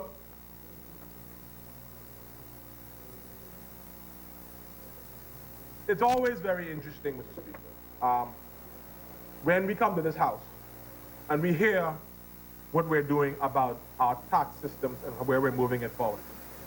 You know, they said that there was no, we have already explained, Mr. Speaker, that there's no increase in value-added tax and there's no new tax categories. But instead, Mr. Speaker, the F&M government's central approach to this revenue this year is about making the government more efficient and productive in the administration and collection of existing tax and increasing competence by making the tax system more transparent and fair. To this end, Mr. Speaker, the F&M's government, this F&M government is implementing a number of new measures and strategies to make it easier for the constituents in Tall Pines and the Bahamas as a whole to interact with the tax authorities. For example, Mr. Speaker, the Bahamas Customs Department is introducing, again, we talk about innovation. The Bahamas Customs Department is introducing a new online system called Click to Clear, which intends to make customers processing faster, paperless, and convenient. Again, Mr. Speaker, they say we're not innovative. Another method that shows that we are helping make life easier for Bahamians. We're helping the government be more able to collect its taxes to do what's best for the Bahamian people. And as it relates even, Mr. Speaker, again, we go on. As it relates to real property tax, we're updating the land registry to bring about an additional 90% of unregistered properties in the system. Again, bringing in new revenue for the government. The system will also entail a system of valuing properties, more transparent and so forth, to make sure that persons are paying what they should be paying for their real property tax. Again, we talk about innovation, Mr. Speaker. The business license department will allow businesses, and this is very innovative and very important. So new businesses, which would be considered deemed low risk, now has the opportunity to get provisional license, right? Valid for 90 days. So if you're a Bahamian who wants to get involved in business, we're making it easier for you to get involved in business. And we know that sometimes there could be some hassles in getting all of the paperwork, so forth, from the various government agencies. So we're going to give you a provisional license for 90 days. We want you to get your feet wet. We want you to start your business. We want you to become entrepreneurs. We want you to do what's best for you and your family. And they say, Mr. Speaker, they say that we're not innovative. They say that we're not fair. I could show you, Mr. Speaker, and we could go on and on and on. This budget clearly shows that we are indeed innovative and that we're being fair to the Bahamian people as it relates to our tax regime. One final point on fairness, Mr. Speaker. The government is also implementing or streamlining all of the different tax tribunals and appeal bodies into one single tax appeal commission. And so instead of having two or three or four different appeal mechanisms, we're bringing it all together. So if you have an issue with regards to your property, your taxes, and you want to appeal a decision, then we're making it very easy for you. Again, Mr. Speaker, another way in which this government is moving our businesses and making it easier for Bahamians to address issues relating to business and issues relating to their daily lives as it relates to tax issues. Mr. Speaker, I sat in amazement as I heard mention of standards of producing the budget as mentioned by the member for Exuma. He said that I think he said that the member for East Grand Bahama should look at the IMF and the standards in which you should present a budget. I found this very funny. I found it very funny in the context that I would think that given the downward spiral that the former administration was taking this country, the word IMF would be so far from their language. After the 4 downgrades, and I want to thank the member for North Lutra for Googling and showing us what downgrading means. I think most Bahamians would appreciate that. That's somewhere that they don't want to be. But the member for Exuma mentioned IMF in his speech when they were... Chair recognizes the honourable member for Cat Island, Rumkins, and Salvador on a point of order. The constant refrain of 4 downgrades, I challenge at this time. Right? I wish, first of all, I'd want the member to, first of all, state when those downgrades occurred.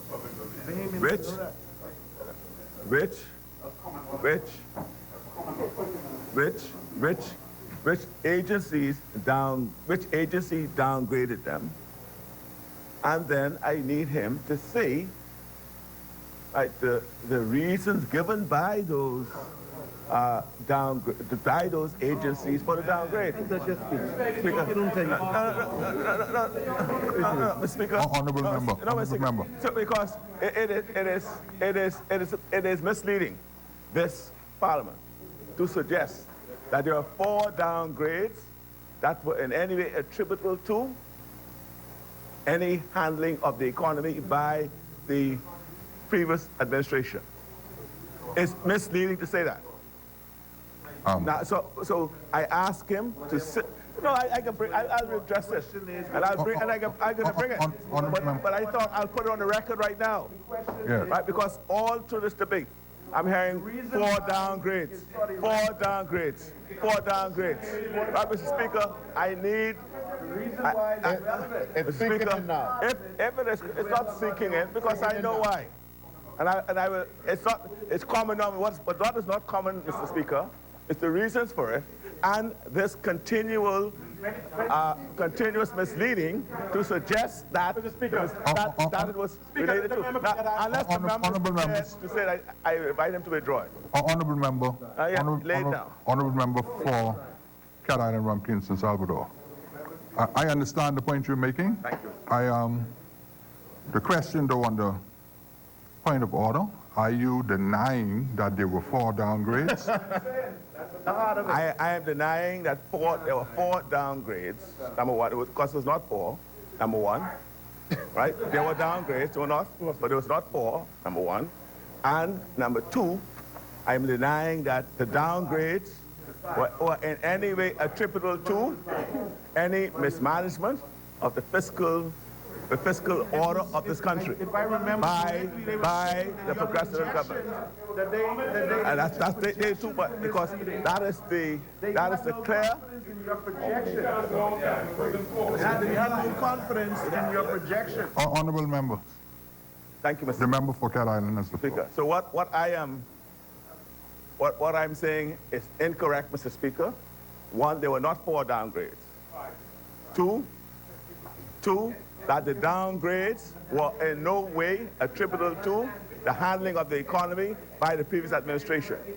And I invite the member to either withdraw his comments and or produce the 4 downgrades he's speaking about and produce the commentary that accompanies those downgrades, and have it laid in the Parliament. Honorable member for Tall Pine. I have it right here. Mr. Speaker, it's funny, you know. It's funny, Mr. Speaker, that. It's funny, Mr. Speaker. It's funny, Mr. Speaker. Mr. Speaker, it's funny. It's funny when he left Exuma here, the member for Exuma here yesterday, to defend the budget, right? It was funny, Mr. Speaker, that the member for East Grand Bahama have laid it to the Bahamian people. It's funny, Mr. Speaker, when we've gone through 4 or 5 years prior, and it was being said for 5 years, especially the last year, that there was downgrade after downgrade after downgrade, and the member was quiet. The member was quiet. Now he's asking me, when it was public knowledge in this country. Honorable members. And I will, Mr. Speaker. Honorable members. The chair recognizes the honorable member for Cat Island, Rumpkin, San Salvador. Mr. Speaker, I would just wish the member to respond to a point of order. I'm saying, Mr. Speaker, whether I did it before or not, I'm doing it now. Right? The question is, Mr. Speaker, could he then say when those downgrades occurred, the date, the agencies that downgraded them to, and the reasons for those downgrades, because it is his commentary sends the message that the downgrades were the direct consequence of the manner in which the previous administration handled the economy. And that would be wrong, incorrect. So I'm asking him to do it. Mr. Speaker, the good thing is... Unless, it is not good to Mr. If he can't do it, Mr. Speaker, I'll invite you to have him withdraw it until he's able to do it. Mr. Speaker, honorable member for the chair recognizes honorable member for Tell him go and bring it. Mr. Speaker. Moody's. Mr. Speaker. Honorable member. I will respond to the good member for Cat Island. Mr. Speaker, Mr. Speaker, the member, he has asked me to justify it, Mr. Speaker. I will justify it. The good thing is that I have another 30 minutes, so I will justify it. But Speaker, so I would rephrase for the convenience of the good member for Cat Island. I'll rephrase what I said, and I would justify it. Mr. Speaker,